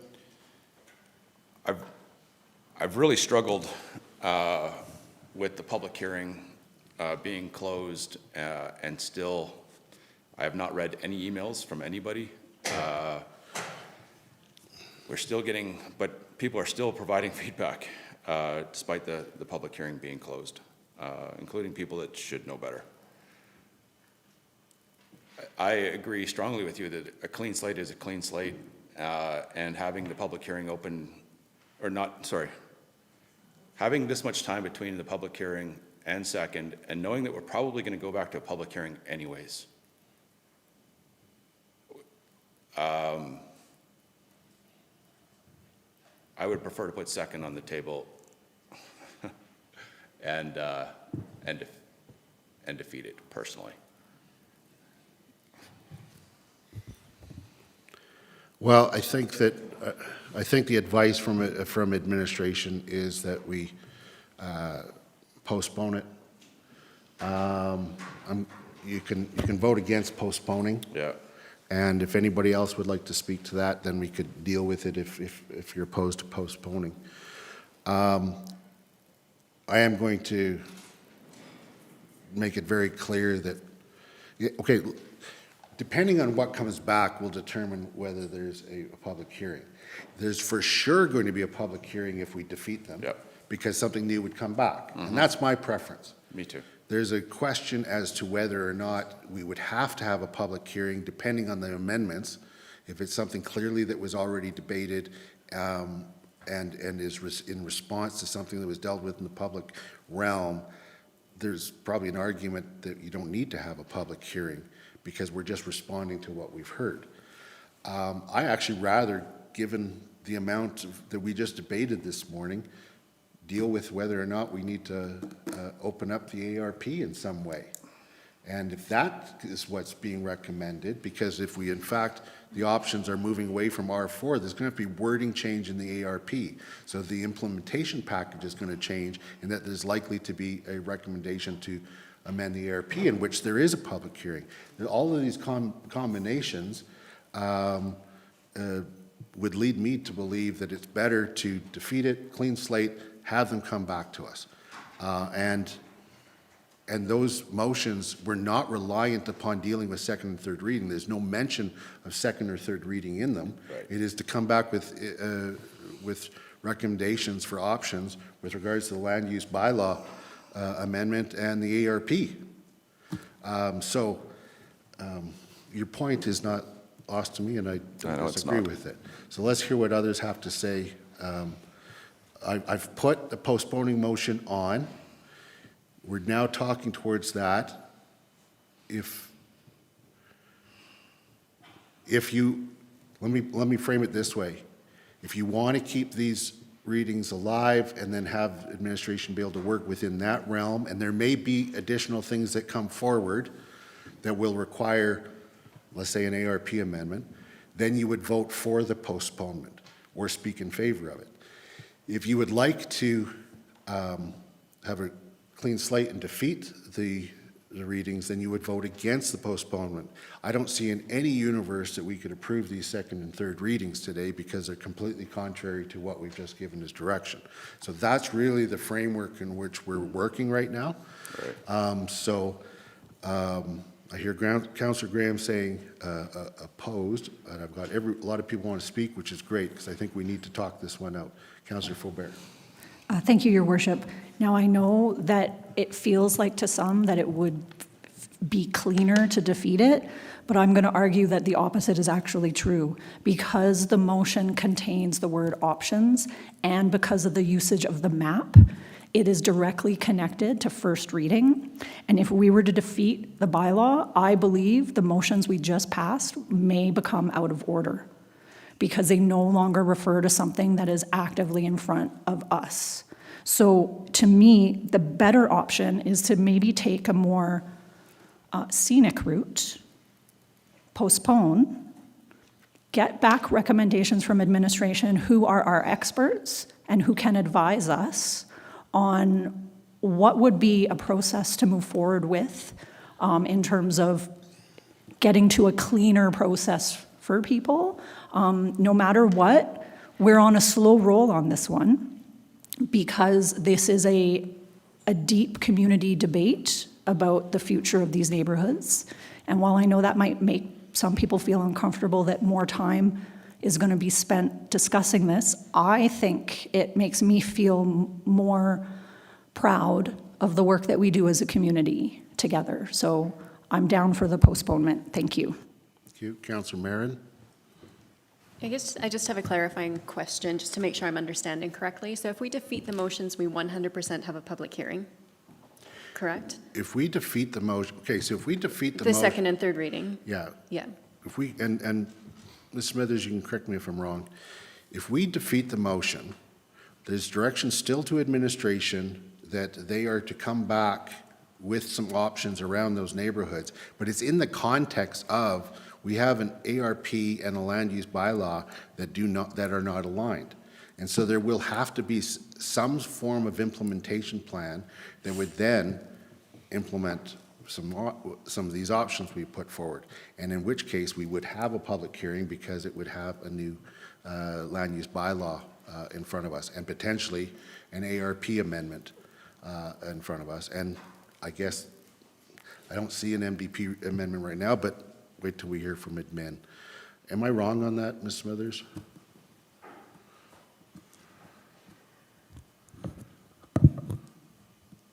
Because administration has been asked at this point to bring back options, there's a level of certainty that you're asking me to provide that I can't. Okay. That's fair. That's fair. So I guess the second part of my question, Mayor Crowsard, is if we postpone, that does not automatically go to public hearing, but it could in the future? Correct. Am I understanding it correctly? There's an argument, depending on what comes forward. If there's any ARP amendment suggested, recommended, Yeah. there will definitely be a public hearing. Okay, because I guess the reason I'm asking these questions is I do want to make sure this goes back to public hearing. Yeah. I would vote in a way that ensures it goes back to public hearing so that we can hear from the public on these changes that we discussed today. So that's why I'm just asking for clarification as to what would prompt that. Dr. Cottle, do you have some comments on that? Yes, so if you defeat, it would, and something is brought back, that would absolutely be a public hearing. But if you postpone, if there are substantive changes, then it would be in council's purview to set another public hearing. Okay, so even if we postpone, we can still choose to set a Absolutely. public hearing? Yes. Absolutely. Yeah. Then I will speak in favor of postponing. It sounds like this is the recommendation from administration and this works procedurally, understanding that I also would like this to go back to a public hearing based on the recommendations that are brought back before anything else moves forward. Okay, thank you. Councillor Hillstead. Thank you. This is another question of clarification. If we were to defeat it, does it have to adhere to it can't come back for X period of time, for No. 6 months? Or how does that, because when does that come into play? Because that's where, No, well, we've given direction, and we can actually change that. But I don't see it coming into play. I just wanted to clarify that just because I'm trying to figure out timelines in my head, but I think at this moment I'm fine with the postponement, because again, council can ask for another public hearing, and from what I'm hearing, it sounds like that might be what's going to happen anyways. So I'm happy to do the postponement so we can get these motions back and get more information and then proceed from there. So I will support postponement at this moment. Okay, thank you. Councillor Murray. Thank you, Mayor Krausert. I'm also going to speak in favor of postponement rather than putting it on the table and potentially likely defeating it, simply because we've just put a giant workload on administration's plate, and our CAO is recommending this course of action, and therefore I believe this is the one we should follow. And I just also want to say that this entire thing is fascinating, and I love this job. Thank you. I totally agree with you on that. Councillor Ma. I think the safest path that maintains the most options is to postpone. I'll be voting in favor of postponement. Okay. Councillor Hillstead, you have something else? You have a second motion. When does that come back into play? Oh, that's going to happen after this. Okay, that's wanted to make sure that. Yeah. No, we've got more to go, but I know. after this, after we deal with this motion, we're taking a break. Yeah, perfect. I like it. Okay. Okay. And based on what I've heard, I mean, my feeling is, as I mentioned, I prefer the cleaner slate and start afresh rather than trying to Frankenstein anything. But I've heard the recommendation. I respect the advice that's given, and I will be voting in favor of a postponement as well. I'll call the question. All those in favor of the postponement? Opposed? The postponement is carried with Councillor Graham opposed. So we're at 11 o'clock. I'm just going to do a little bit. I'm just going to do a little bit of a check for people so that they're aware what's happening. We're going to have a couple of other motions that are coming before we're done with this item. One is about some additional questions that are going to be asked of administration to come back to us about when they do so with the in July. And then there's another one that Councillor Faber is putting forward. So I see us getting through that and maybe H1 before lunch, but in all likelihood, everything else will be after lunch. Dr. Cottle, do you see that differently? I mean, we might get to the public art plan. It really depends on you folks. So it could be H1, could be H2, but I would say nothing after H2. Yeah. So if And you're sorry- here, if you're here for the Age-Friendly Recognition Award Program or the LGMS Area Redevelopment Plan, then that's definitely going to be after lunch. And so just letting people know in case And that impacts Mayor what they're Krauser, planning. and I know you're trying to provide clarity for people in terms of what might be coming when, and just with the July, it's entirely possible that that will come to council before July. So just in terms of people's setting expectations Yeah. and in a sense of when things, we don't know yet. Yeah. It will be sometime this spring, certainly by July, but it doesn't guarantee that anything will happen in July. And so I just want that to be clear for everybody. Yeah, and if there's anybody that's going to leave before we deal with the other sections on this, because we're going to go into a break now, I just want to say thank you to all of those that participated in the public hearing and provided input. Obviously, council has listened, and we're responding to what we've heard in a way that we think is appropriate. It doesn't mean that it creates a lot of clarity yet, because there's still a lot coming back. We will be taking a very hard line on further feedback on this at the moment. We're not going to respond to or consider feedback until after we've received information from administration as to what, because it's going to be irrelevant. We've heard it, we're making these motions, and so we are going to wait to see what administration comes back with before we determine what future public feedback is appropriate, and at that point, it would be good. But it's not going to serve anyone to provide us with that feedback in the interim, because it really is, we're in that zone where administration's been provided direction, and we need to wait and hear what they come back with before we can actually even consider feedback. So we're going to take a break until 11:15.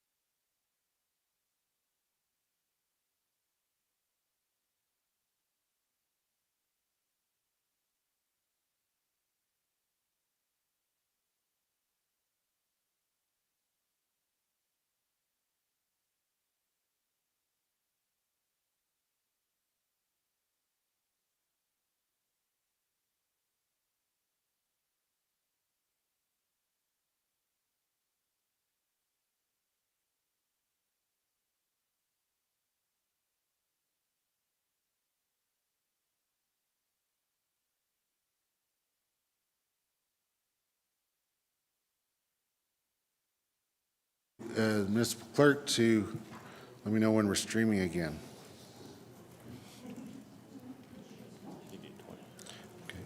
Okay, we're back. We've got a couple more motions on G1 to deal with. One, I'm going to be moving. One, Councillor Faubert will be moving. Look to the municipal clerk to please put up the motion with the questions. And we don't need the map anymore.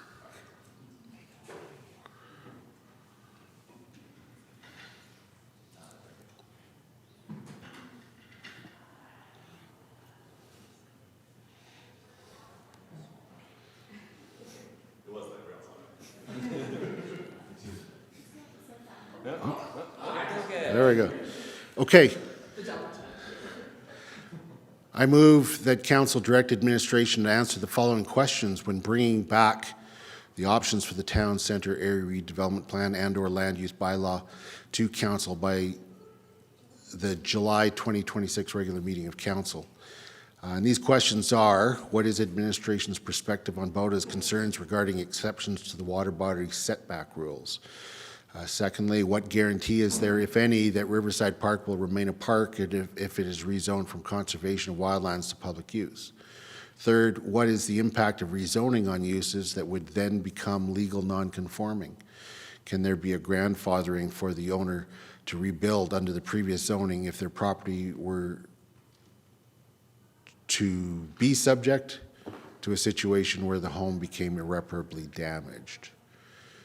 So, in speaking to this motion, as I received feedback from council in trying to craft the previous motion, or the big motion that we dealt with in parts, there were some questions, and they didn't really feed themselves to direction around zoning, but they were important considerations. And so I've created a motion that captures them here. Of course, it's open if anybody wishes to add another question. By way of amendment, you would do that. And so I'll just leave it there. And if any members of council would like to speak to this, please do so. Councillor Faubert. Thank you, Your Worship. I am in favor of getting more information back on all these points. I have a friendly amendment to change grandfathering to legacy use. It's just a problematic. Can there be a legacy use Yeah, for the owner to rebuild? yes. Okay. I will accept that as a friendly amendment. Thank you.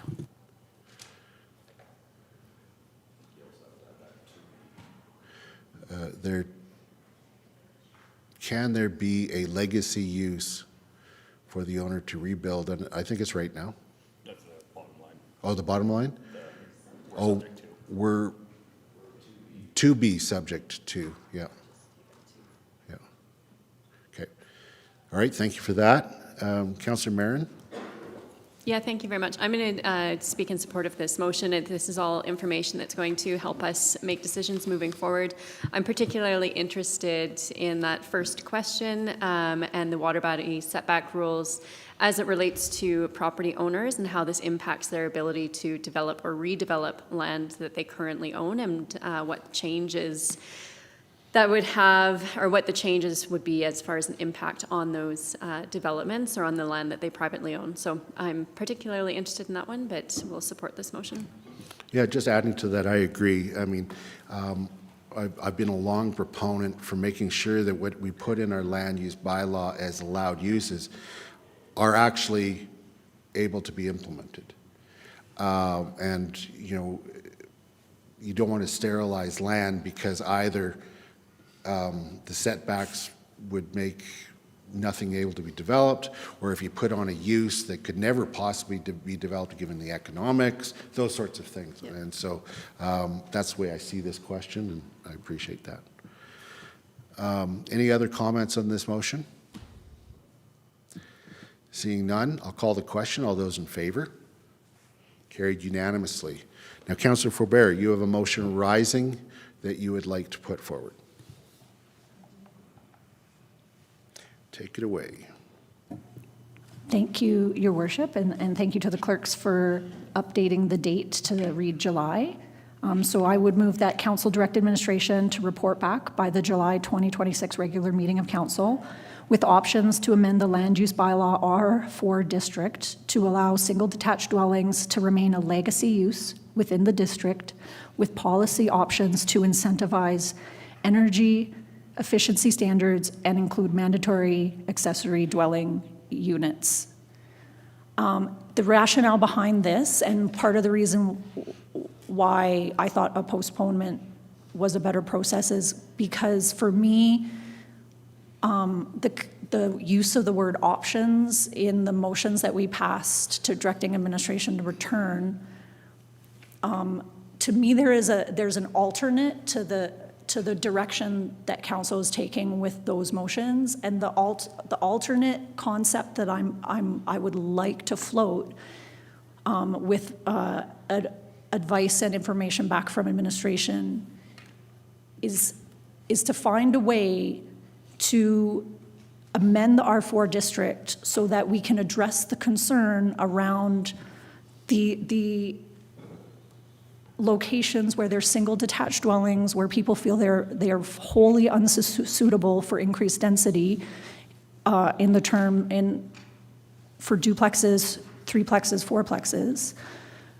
But by still asking for that rebuilt or reconstructed single detached dwelling to contribute towards the solutions that we're trying to activate through the implementation plan, which is higher energy efficiency standards, which we cannot legally require, but we can require accessory dwelling units. So an ADU in a single detached dwelling would contribute towards additional housing stock. So for me, this is have my cake and eat it to win, win, win, everyone gets what they want as a potential. So I wanted that to be an option that could come back to us to consider as a way of moving forward. Thank you so much for taking the time to consider my motion. Okay, would anybody like to speak to the motion? Councillor Murray. Yes, thank you, Your Worship. Question for Councillor Faubert, possibly the Mayor and Administration as well. Is this intended to be part of the implementation package, or is this going to be like a completely separate sort of thing? Councillor Faubert, do you want to speak to your intentions? So because it's an option, right, it would come back as wording that administration would create that could then be voted on by council to amend the land use bylaw or amend the implementation package bylaw. Mm-hmm. So it could amend the land use bylaw in the implementation package, or it could move forward as a separate direction to consider this as an idea. So the way I would read it, and I see Ms. Smithers has pushed her button. The way I would read it is that an implementation package, by its nature, it changes the land use bylaw. Now, if it's just pertaining to that one section, it would be done so like with maps and all that sort of thing. But when you're changing a district, you're actually changing it across the board. So really it would apply to, let's say, what I'm reading this, and correct me if I'm wrong, you're talking about, if let's say somebody has a single family home in an R4 district and there is irreparable damage done to it that it had to be replaced, that they would have an option to rebuild as a single detached dwelling, but have, in order to get that in an R4 zone, you would want to incentivize them with, or in order to do so, they'd have to put some energy efficiency standards in and include a mandatory accessory dwelling unit. Yes, and then if the site constraints of the lot made it so that higher density wasn't possible and a single detached dwelling was the only option, I think that this would also apply. Oh, I see. Maybe it's not the R4 district, maybe it's just the land use bylaw, but For me, I was trying to create a solution to the issues that were raised at the public hearing that wouldn't lead us down the path of defeating the bylaw and moving and going back to R1. I was trying to find a middle path. So I'm going to ask Ms. Smithers whether or not if this were passed, is there clear enough direction here, or would you like to, or do you have some questions? Yes. So the question for me, I think it's been answered, but it's still not clear. Would the intent be that this be applied town-wide or just within the town center ARP area? And I'm asking because if it were within the town center ARP area, we could certainly come back with options that address this. If it's town-wide, that is a much bigger endeavor and public hearing. That's beyond the scope of the town center, but it's not clear in what's up on the screen, so I just would ask that.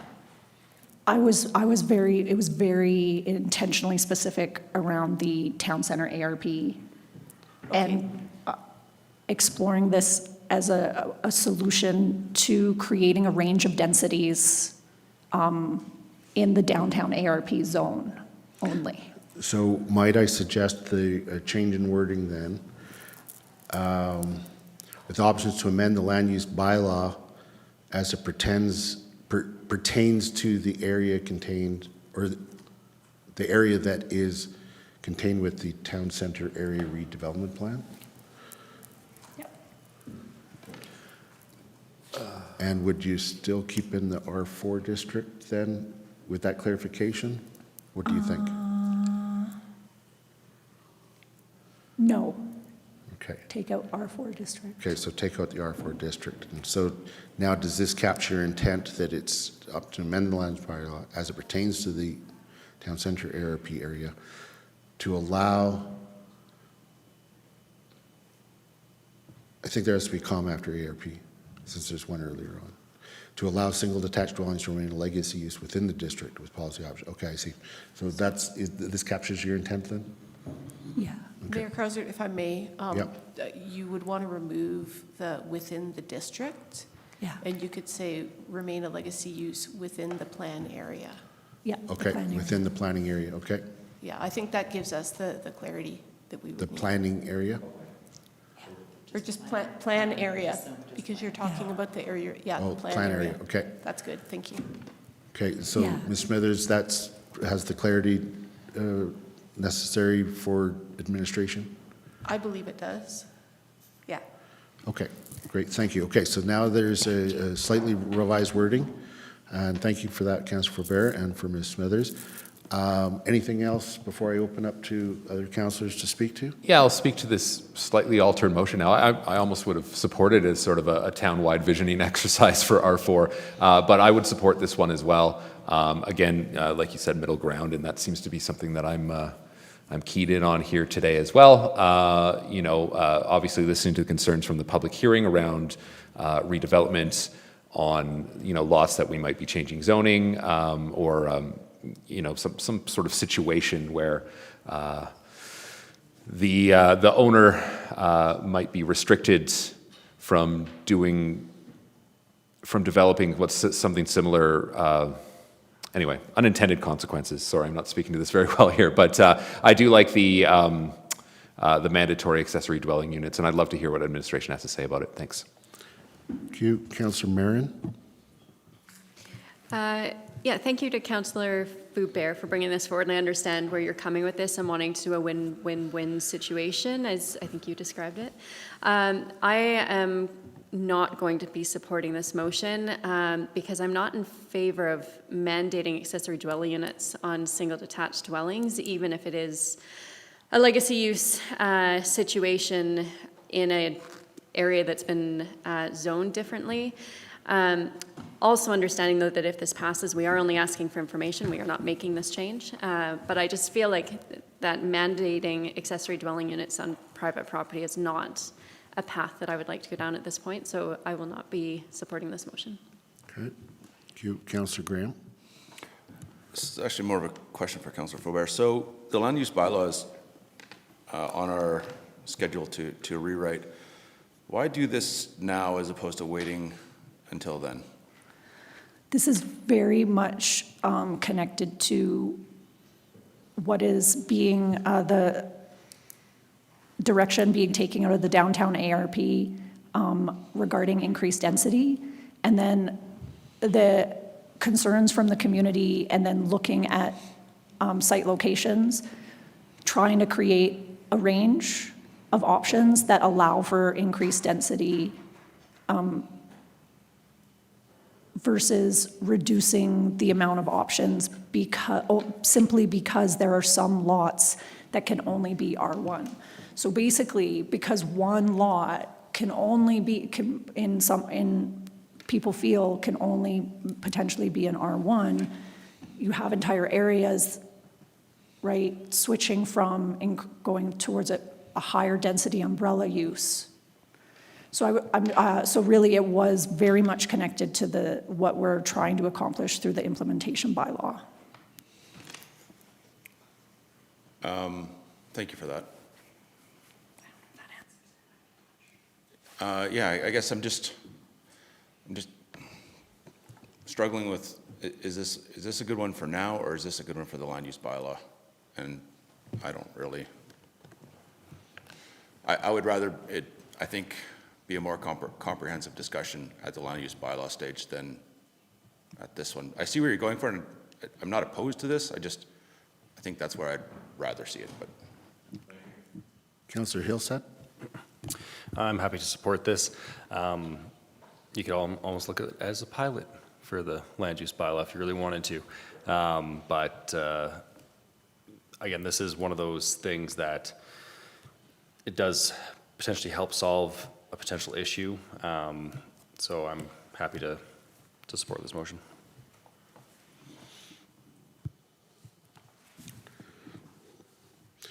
I'm really torn because up until the part where it says within the plan area, I agree with that. If somebody house is lost to fire or some other disaster that has left it irreparable, I would like them to be able to rebuild. And I understand that we would love for that rebuild to be up to energy efficiency standards, or, you know, as energy efficient as possible. And I understand the benefit of mandatory accessory dwelling units in that if it was a new build and somebody's getting into that, I could see an argument for that. But when somebody's just faced something that's left their home needing to be rebuilt, to put the added costs and requirements on them, that's where I have difficulty. And so I'm kind of leaning towards opposing this and thinking that some of this may be dealt with through the other options that we've asked to come back, and maybe it's having some discretionary uses or something like that, but I'm not entirely on board with this yet. Councillor Faubert has some comments to make in close. Is there anybody else that would like to speak to the first time? No? Councillor Faubert to close. Okay, so I would like to add a friendly amendment to my own motion. One word in front of the word incentivize, potentially. I believe that by adding this word, all the options that administration could bring back for us to consider include a legacy use for single detached dwelling without requiring additional energy efficiency standards or ADUs, or a legacy option for single detached dwellings with incentivized energy efficiency standards and ADUs. So in terms of trying to see the potential of it, I'm not trying to close off other avenues through the way I worded this. So the debate on this motion has made me see how the wording made it feel like those were automatically included, but I think that they can be included as options to a legacy use. So I don't know if that helps your worship at all. And that being said, even just being able to discuss this as an idea and that it might lead into the land use bylaw, that to me is a win, because we're considering ways to meet the needs of our community, but also deliver the vision that we have in the plans that we've approved, like our downtown ARP and our municipal development plan. Okay, I'll call the, Councillor Graham, that was to close, but I guess there was something new added there, so I'll allow it. You will have opportunity to close again, Councillor Faubert. But Councillor Graham has a comment. Just a question to administration on bandwidth and time and the ability to take this on at this moment in time. Okay, so it was obviously through the chair. Through the chair. Thank you. Ms. Smithers, do you have some thoughts on that? So my understanding is that it would be part of the kind of options of council. So we would come back in July with here's what it could look like. And then at that time, we can talk about the longer term implementation, right? My understanding is at this point, the direction to administration is come back with options of how the direction we received today could be packaged up, not to do it all. And July works. thank you very much. Okay. That's it, Councillor Graham? Thank you, sir. Okay, all right, so there is no further substantive comments, so no need to additional close. So I'll call the question. All those in favor of this motion? Opposed? The motion is carried with Mayor Krausert and Councillor Marin opposed. Okay, so now we have dealt with G1. Let's move on to H1, which is Training Needs Assessment Budget Amendment.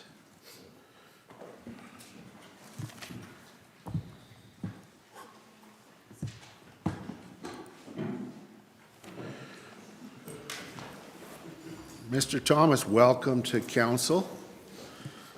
Thanks. And thank you for your patience. We're getting to your item a little bit later than originally estimated. And whenever you're ready, take your time, but whenever you're ready, the microphone is yours. Thank you.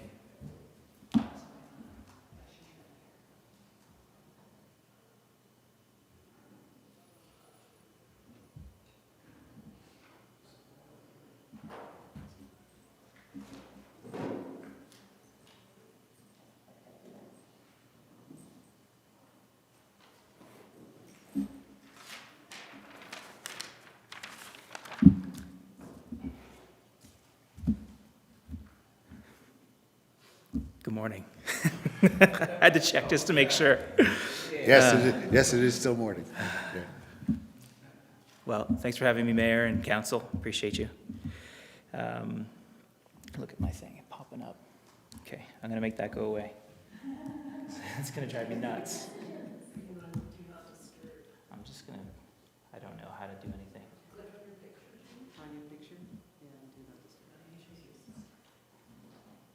It's froze, so that's nice. I think it may have gone away now.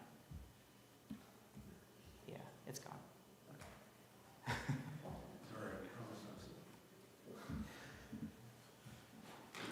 Okay, we'll try one more time. This time without interruption from my team. Wonderful. Okay, I'm actually going to do it for real this time. I'm James Thomas. I'm in the Economic Development Department, and I'm coming forward today with a request for a decision around our training needs assessment. In reference to a budget amendment and to point out some grant funding to offset that amendment, adjustment.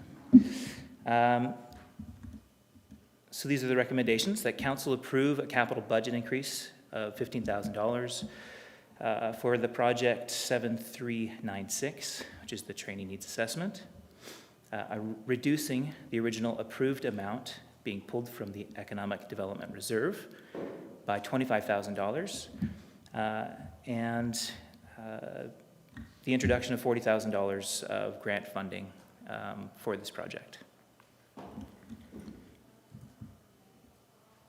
So there's some relevant motions related to similar capital budget approvals and adjustments in the past that I will not speak to because it was all in notes.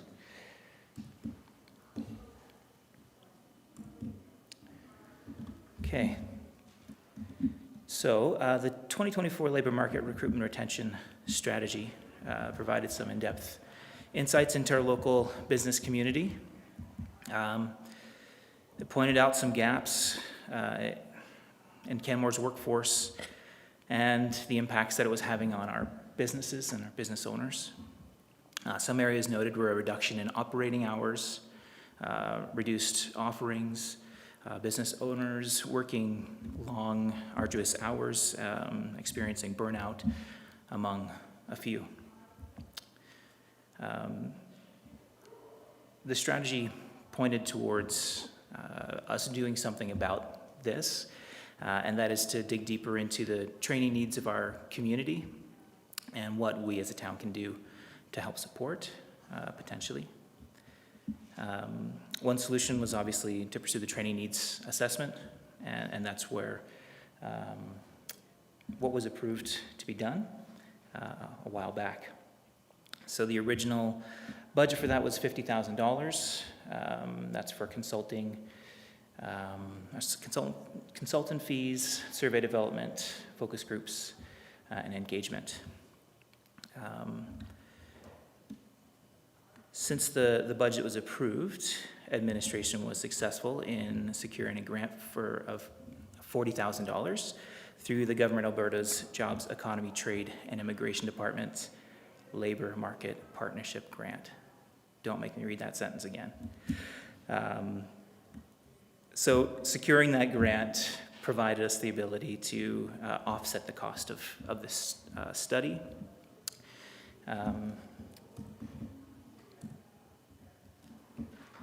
So we have a bit of a proposal to adjust some things.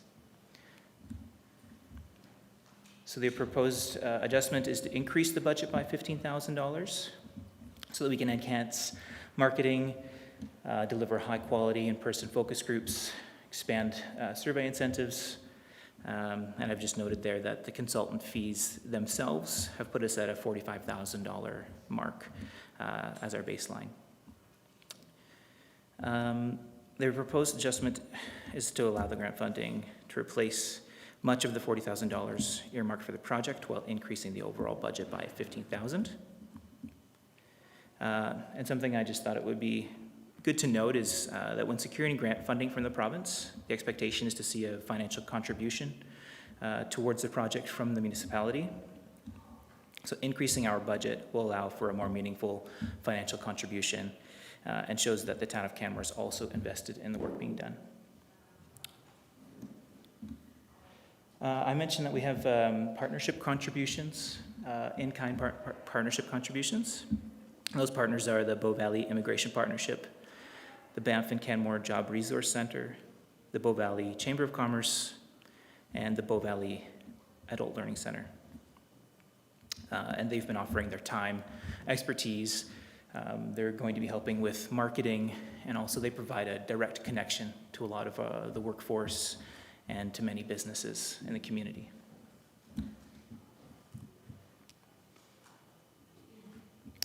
So these are some of the benefits of increasing the budget by a little bit. We get more robust data collection to inform the recommendations and response an increase in public engagement, promoting inclusion of our local workforce and employers. In essence, it shows that as a town, we're trying to connect with our public. And it also provides us with a reduction of $25,000 being pulled from the Economic Development Reserve. Okay. That's all I've got. Great, thank you, Mr. Thomas, I appreciate that.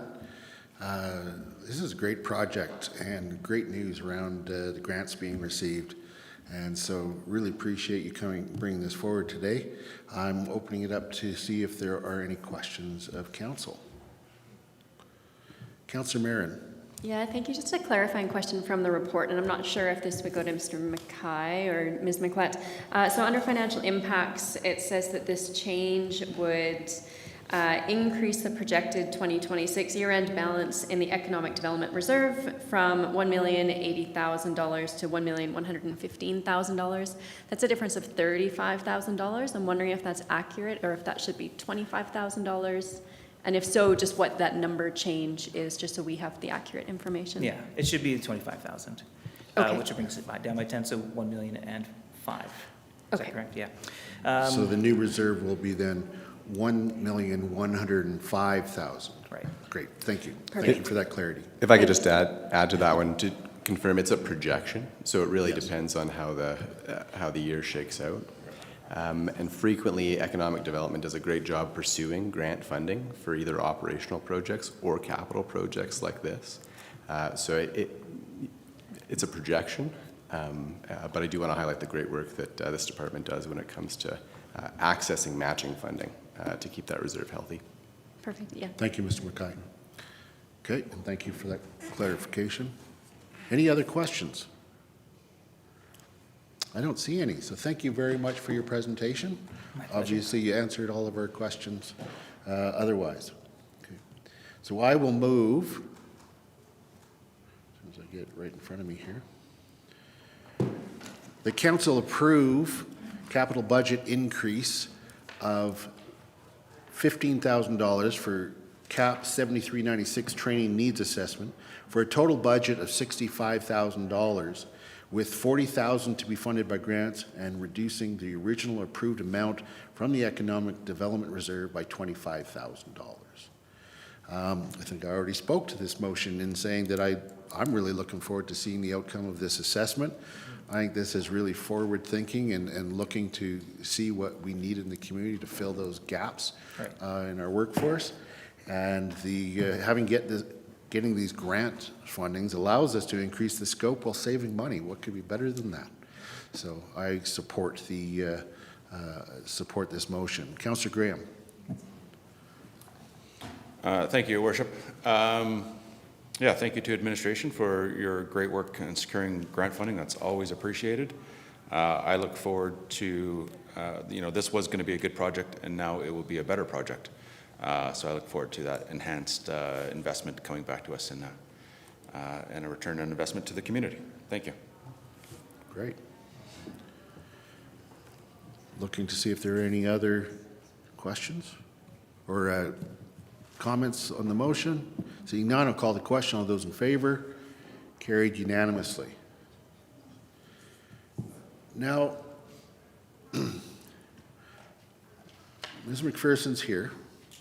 We could proceed with the public art plan, given that we're already very familiar with it since it went to committee of the whole.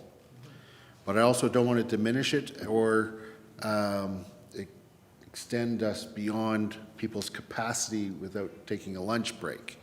So I'm kind of looking just to see, should we go ahead with the public art plan or should we take a break now? Okay, we're going to go ahead. So Ms. McPherson, we're going to move to H2, public art plan. Ms. McPherson, welcome to council. Whenever you're ready, the microphone is yours, but take your time to get set up as you need.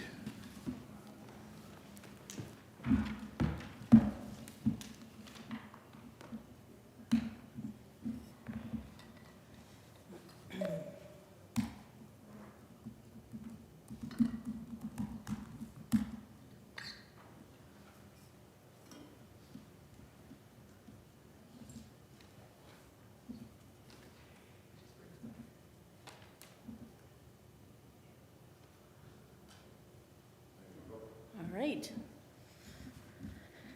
Good morning, Mayor Krauser and Council. Thanks for having me on the agenda this morning. My name is Jeannie McPherson, Supervisor of Arts and Culture for the Town of Canmore, and today I'm bringing forward the Public Art Plan for Council's consideration and approval as directed through Capital Project 7271, the Public Art Plan. Let's see. All right. So this morning I'll begin with our recommendation to Council, followed by a brief history of how we arrived at this point.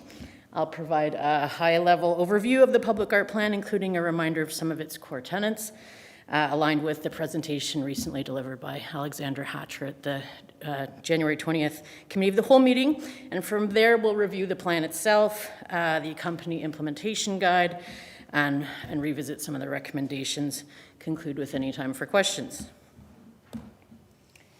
The recommendation before Council today is that Council adopt the Public Art Plan for planning purposes.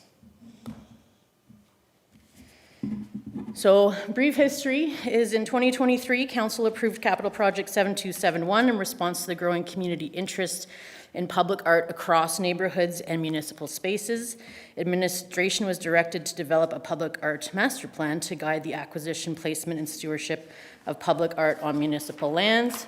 The original direction was to establish a clear roadmap for a strong, sustainable, and relevant public art collection grounded in artistic excellence, design integration, and diverse communities and artistic approaches. The plan was also intended to enhance municipal spaces and creative neighborhoods, strengthen public art's role in community development, livability, and cultural tourism, support economic vitality, quality of life, and reflect Canmore's people, history, and surroundings, align public art with broader town planning initiatives, ensuring it remains a meaningful part of Canmore's life. Canmore life. From the outset, it was also intentional that the plan align with other municipal strategies, both to avoid duplication and to clarify cross-departmental roles and responsibilities. So early conversations emphasize coordination and integration with the public art microgrant policy, the cultural master plan, Connect Downtown, the Town Center Redevelopment Plan, the Cultural Advisory Committee Establishment Bylaw. And then in January 2025, the town engaged Hatley Group to prepare the plan and implementation procedures. Committee of the Whole reviewed a draft in January 2026. Today we're here with the document for adoption and planning purposes.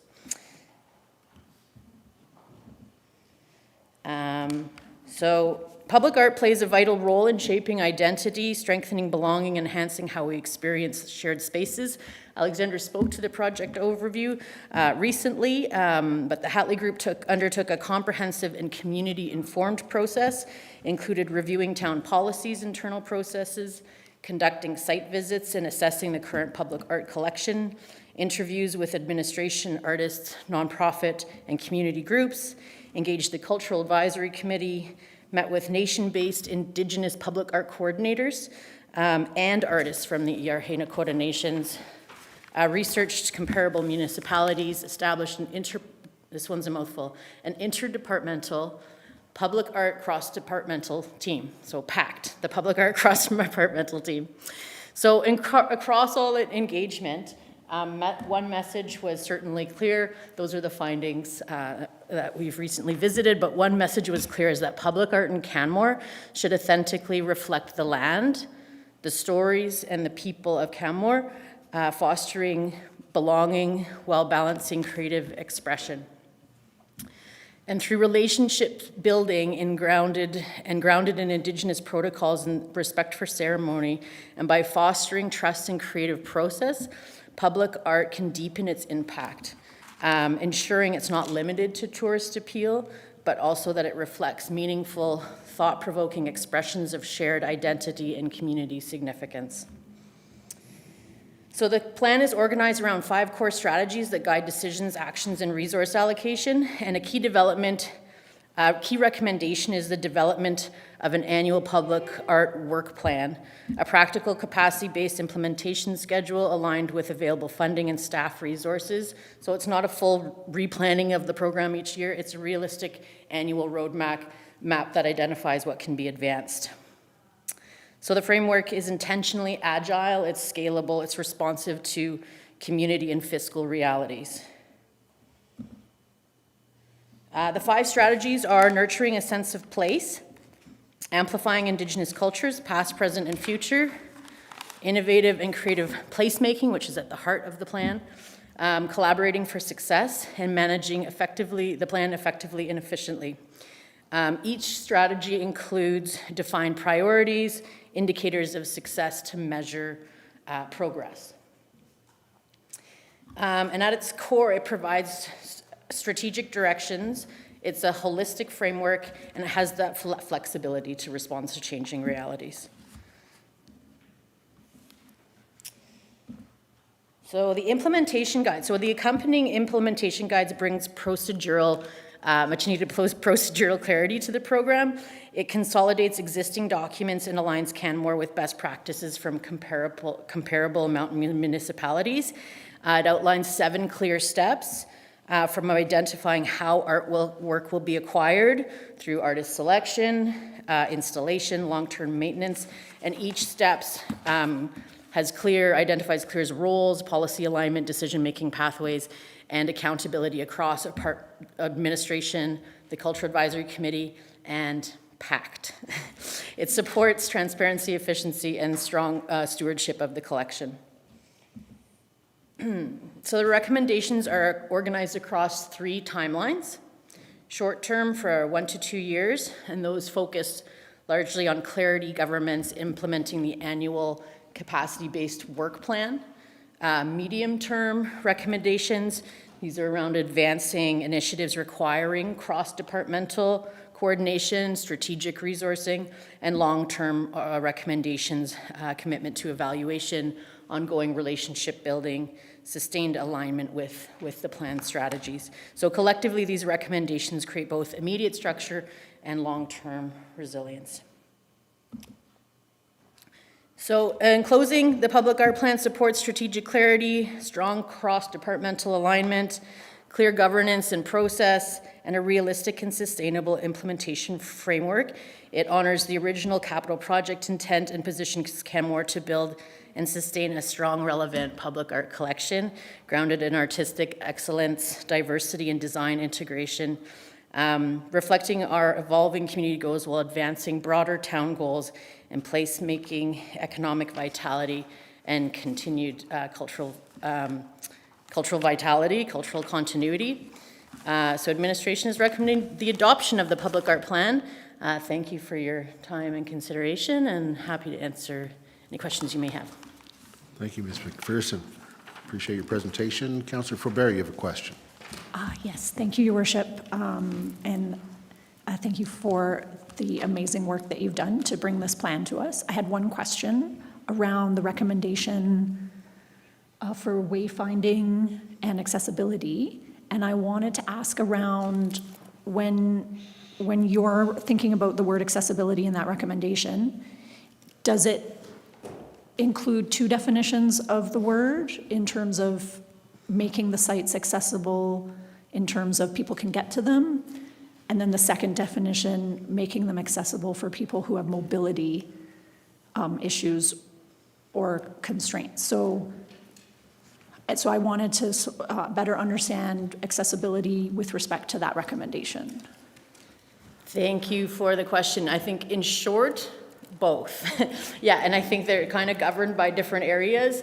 I know the accessibility in the land use, in the public art policy is around making sure that the artwork itself is accessible and that you can, that it's also visible, and there's some certain governance in there around that particular policy, but also within the public art plan, equity, inclusion, accessibility again, and equity, inclusion, accessibility are also part of how the public art selection is made and informs some of those selection criteria. So both, yes. Oh, absolutely. I hadn't even have thought of that one, so thank you. That's even better.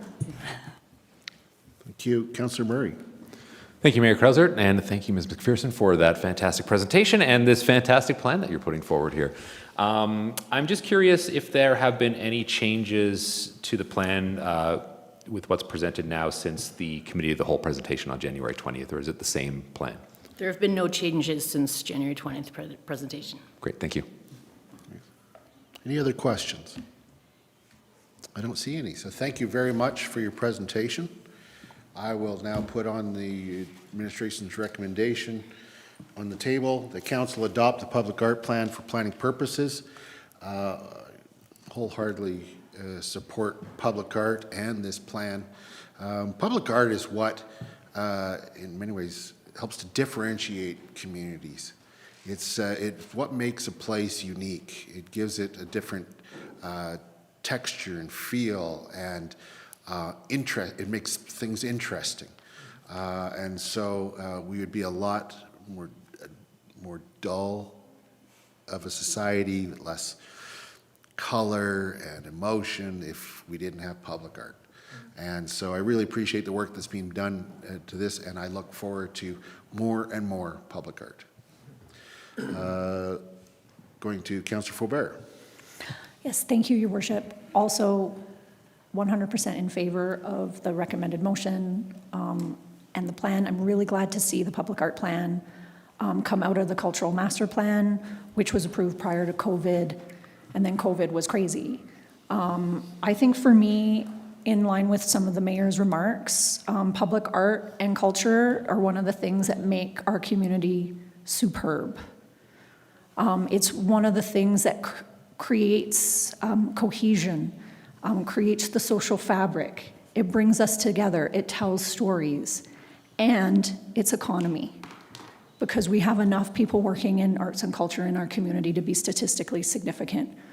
So by us moving forward with these kinds of plans, we're not just supporting arts, the social fabric of our community and the identity of our community and the storytelling, but we're also supporting artists and our economy. So this is a win-win-win. Thank you. Thank you. Councillor Ma.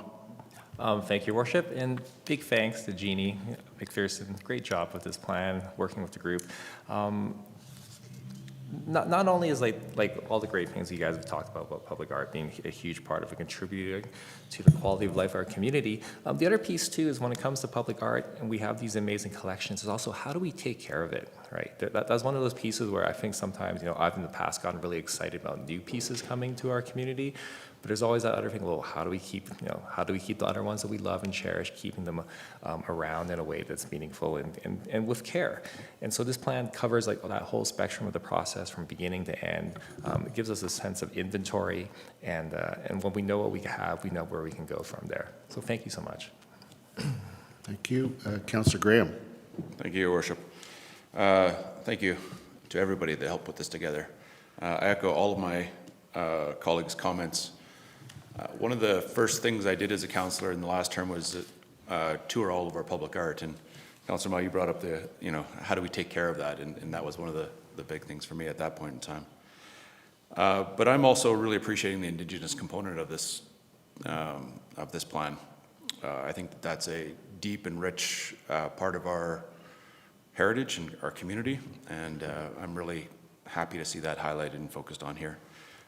We do have a vibrant arts community here in town, and I think it's something to be celebrated and as supported, and I look forward to continuing that over this term.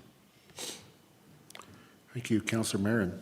Yeah, I also fully support the adoption of the public art plan for planning purposes. Thank you for all the work that has gone into this. I think it's great for long-term planning to have this in place. I did hear a few comments from community members about the cost of implementation of this plan. So I also just want to recognize that that will come back to council for implementation and for financial requirements. So as far as adopting this for planning purposes, absolutely. I think it's a fantastic step forward for town and for art as well in town. So thank you. Thank you. Anyone else wishing to speak to the motion? Seeing none, I'll call the question. All those in favor? Carried unanimously. Okay, we're going to take a break until 1:15. So now we're in 10 minutes. If I could just ask the municipal clerks to just stick on the door. Council will resume at 1:15 for anybody that shows up. Know that we're coming back. Okay? Thank you. I appreciate that. All right, see everybody at 1:15.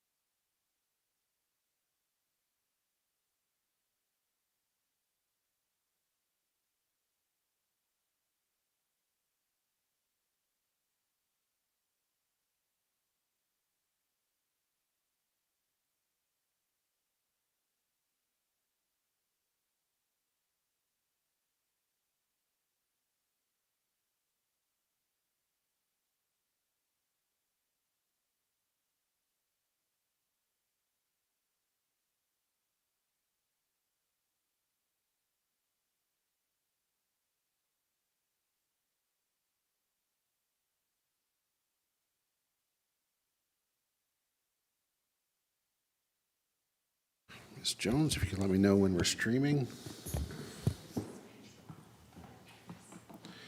Excellent, thank you.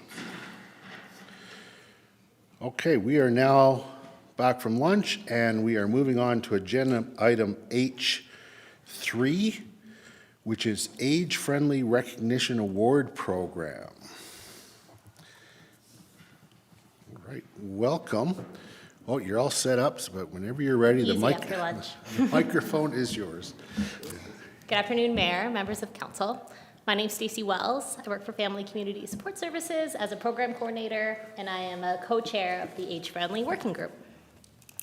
Age Friendly is a community development initiative that's been activated by the FCSS department. It focuses on working collaboratively with community members and key interest holders to develop collective solutions and take preventative actions to support that aging demographic. Today's recommendation is that council direct administration to endorse, promote, and work collaboratively with key interest holders and to assess and improve accessibility and inclusion for older persons, persons with disability, and the community as a whole. At this time, I would like to introduce a valued community leader and the Age-Friendly co-chair, Therese Rogers, who will present the rest of today's presentation. This is like back in time. The lady with many hats. A lady with many hats, yes. Yes. The retired hat is off. Ms. Rogers, welcome, and it's good to see you. Thank you very much. And thank you, Stacey and council, for giving us this time. We'd just like to give you a very high-level overview today of what our working group has been up to. And to start, I was going to introduce the members of our working group, but I think they were here this morning and had to leave. But I will share some names for you. So we have community volunteers who are listed on the right. I won't go through the names. Supporting us from the FCSS department is Lou and Stacy. We also have participation from the Canmore Seniors Association, which is Clive. And then Fiona from Rome Transit has been joining us as well, which is terrific, really representing the transportation side of the communities. And Ria from Origin has been supporting us as well. Okay. Oops, sorry. I haven't done this in a while. I don't do a lot of this in retirement. We do have members from the full community, which I think is an important piece to recognize here. This is not an initiative that's intended to be municipally led, but really community driven. And so we've been really pleased with the support we've had from the community. Just a bit of census data. So the 2021 federal census shows that residents aged 50 plus are Canmore's fastest growing demographic. You can see that there. And when we move to a little bit more close in on this particular segment of the population, 22% of Canmore's population is over the age of 50.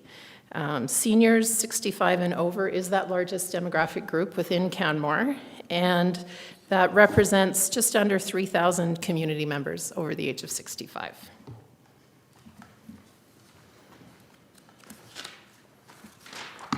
In response to these types of demographics around the World Health Organization launched the Age-Friendly Cities Project in 2007, and really with the goal of making structures and services more accessible and inclusive for seniors with varying needs and abilities. And in response and recognition of the fact that by 2035 there are expected to be over 1 million seniors in Alberta, the province developed resources to help communities take action and draw on the experiences and recommendations from others, including the World Health Organization, the Public Health Agency of Canada, and work that had been done by the provinces of British Columbia and Manitoba. And they developed the framework that our working group is following. So this age-friendly framework is designed to help develop strong local partnerships with private sector businesses, nonprofits, and public agencies. Support from local governments has proven to be invaluable in helping bring stakeholders together and to really highlight that this is an important issue in communities. So identifying champions for age friendliness in the community has been kind of an initial phase. Again, some of them were here this morning. And we've been meeting quite frequently to start advancing this work. So the World Health Organization framework identifies 8 key domains of community living, which encompass both physical and social aspects of communities. And one of our first actions as a working group was to complete a community assessment in the 8 areas that you see up on the screen. And it really was intended to help us understand what's already going on in our community and where might there be some gaps in both the physical and the social framework. This was a great process to engage our working group and to gather really information from their vast and different experiences. And we really learned 2 key things. I'm not going to get into details of the types of programs and services that we learned about, but really there is great work already happening in Canmore. And every one of us on the working group was surprised by something we didn't know about that someone else had participated in or was a supporter of, which I think is a great success story. And the second thing that we learned is that many people are not aware of the incredible things that are going on, and that started with our group, but we thought is also much more broadly reflected in the community, which is a terrific opportunity. Okay? So again, just an opportunity to highlight that this work is community-wide and community-driven, not an expectation on the municipality to advance. Although the municipality is already doing great work in applying an age-friendly lens to the work that you're already doing. And a couple of examples of that would be things like when sidewalk curbs are replaced, they're done so to make accessibility with wheelchairs and strollers and walkers easier. So it's not a new project to change something that's in good condition. It's when life cycling occurs, making sure that this type of a lens is applied so that we continue to advance our age friendliness. Why is this work important? I would say there are many benefits to the whole community to being age-friendly. Healthier residents benefit all of us, less strain and draw on our healthcare system, and we have our community members around for a longer period of time. We see great examples of intergenerational and multi-generational connection in the community, which helps all of us. Optimizing the use of public resources, an example of that would be what I just mentioned with the curbs, like really, instead of creating new projects, applying a lens to the work that's already being done.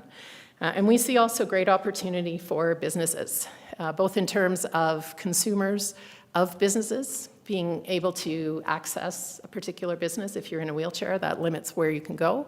But we also, one of the things I wasn't aware of was looking at employment opportunities. And there are many seniors who want to work to stay connected.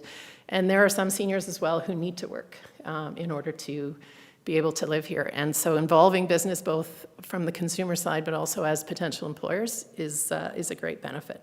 And really just enhancing community involvement and having Canmore be a great place to live.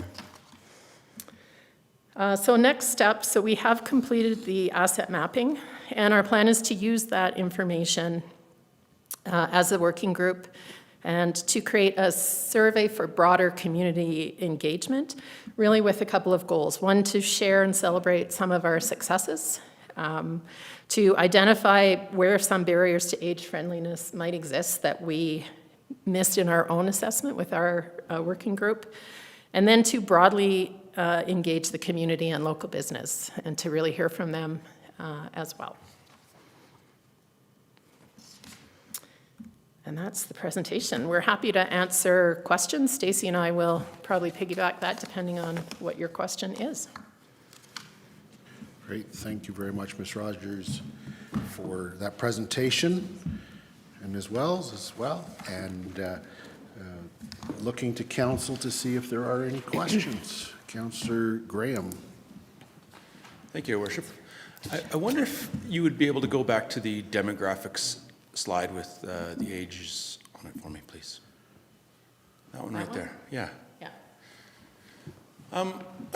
So one of the features of this graph that I notice is the trending down of youth. And to me, that's a concerning trend line. And I wonder how you see this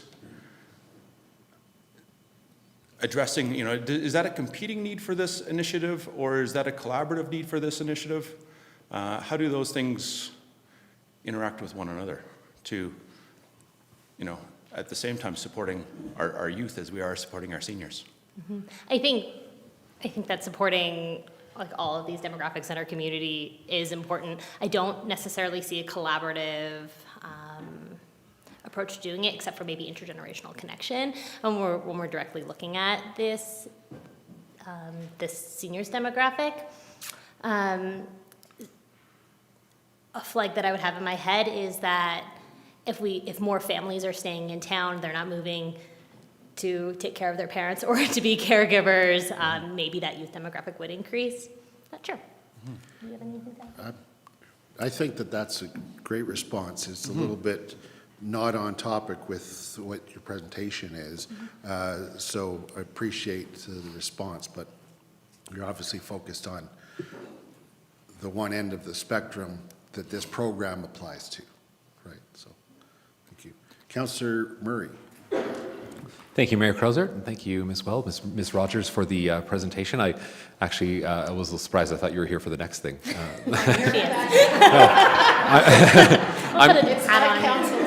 Yeah, I'm glad we could make this efficient for you. Yeah, and really interesting statistics, between this chart we're looking at right now and also the emergency management demographic map we looked at here recently, just the changing makeup of our community and how important this work is. So I'm reading the report that the government of Alberta is supporting this age-friendly cities framework. What does that involve? Does that come with any grants opportunities, perhaps, to support this work? Initially, it did. Okay. It no longer has a financial impact. It's really just, as we move through the framework, it's really just giving like a recognition award at this point, which could be beneficial in the future to apply for other grants, but from the GOA, there's no. That's good. And do you foresee anything that might come out of the work you're doing as a financial ask for Canmore at some point? Definitely. So currently right now it's all being taken on by like internal departments and our volunteer working group. When we create an action plan, there will be there will be items on it, and at that time we'll come back to council in order to, or the department in charge of it will come back to council in order to have that passed. Perfect, thank you. And some of the initiatives will be covered by current resources. Completely. But there will be likely some things that are not covered that would come up. Okay. I anticipate so. We'll know after the survey data. Great, thank you. Councillor Faubert. Thank you, Your Worship, and thank you for the presentation. I had a similar question around the step 4. What would be coming back to council, or would it come back to council? Because it says develop, publish, and implement a community-wide action plan. So is it the intention that that would also come back to council for an update as well? And then what are the different aspects of the community that will be included in the action plan, not just what council might be able to contribute towards this worthy cause? Yeah, so that would be the final step for our working group, would be to gather all of the data, both from the assessment that we've done and the community survey data, and then prepare a report for council to understand what we've learned and to create information for you on what you may and what administration may wish to consider.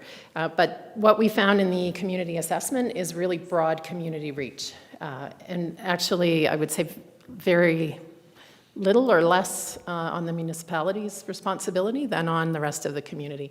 And when we're looking at many of these asset map categories, the community is really stepping up to take care of these things. And we look at information sessions as an example. The primary care network is leading something there.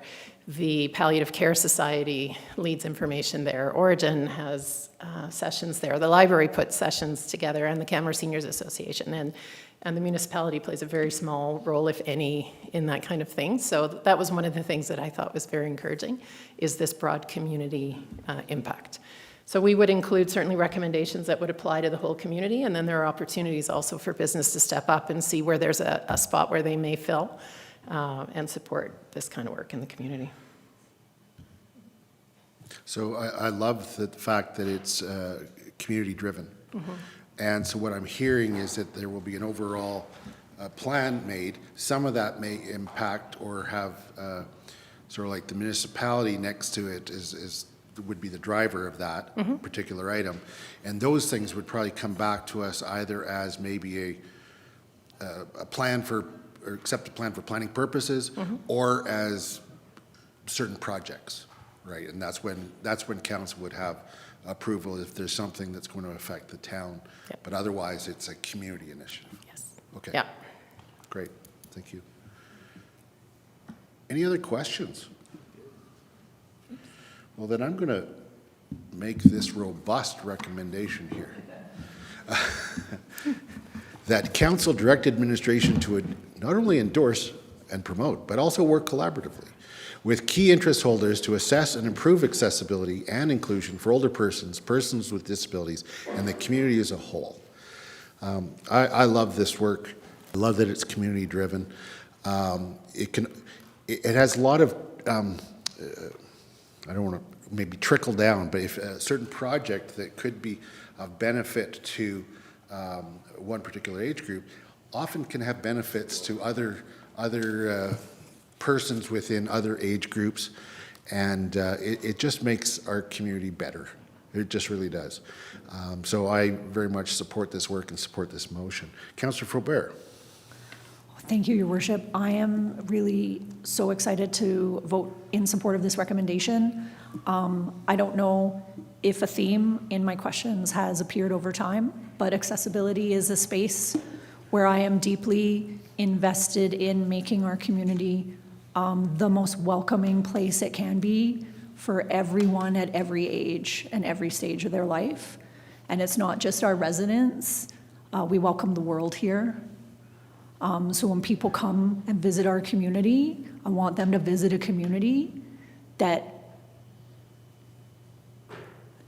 creates space, accessibility, and inclusion for all of these demographics, all of the different mobilities, all of the different, and there are a lot of invisible disabilities as well. This is a really big space.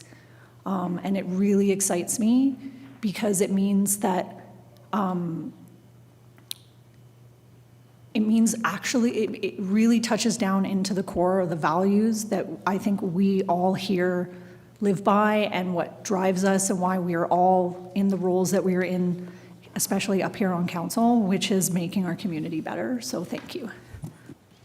Thank you, Councillor. Anyone else wishing to speak to this motion? Councillor Graham. Thank you, Your Worship. Thank you to all of you. This is important work. Obviously, our communities across the globe are aging. But it is the part that, the last phrase in here is the community as a whole, that really helps me support this wholeheartedly. So good on you, good work, and I look forward to seeing what comes back. Thank you, Councillor. Anyone else? Seeing none, I'll call the question. All those in favor? Carried unanimously. Thank you. We'll now move on to item H4, Lawrence Grassi Middle School Area Redevelopment Plan Update. Now, this is a little bit of a special item here in that it's just seeking confirmation from council supporting an interpretation that administration has.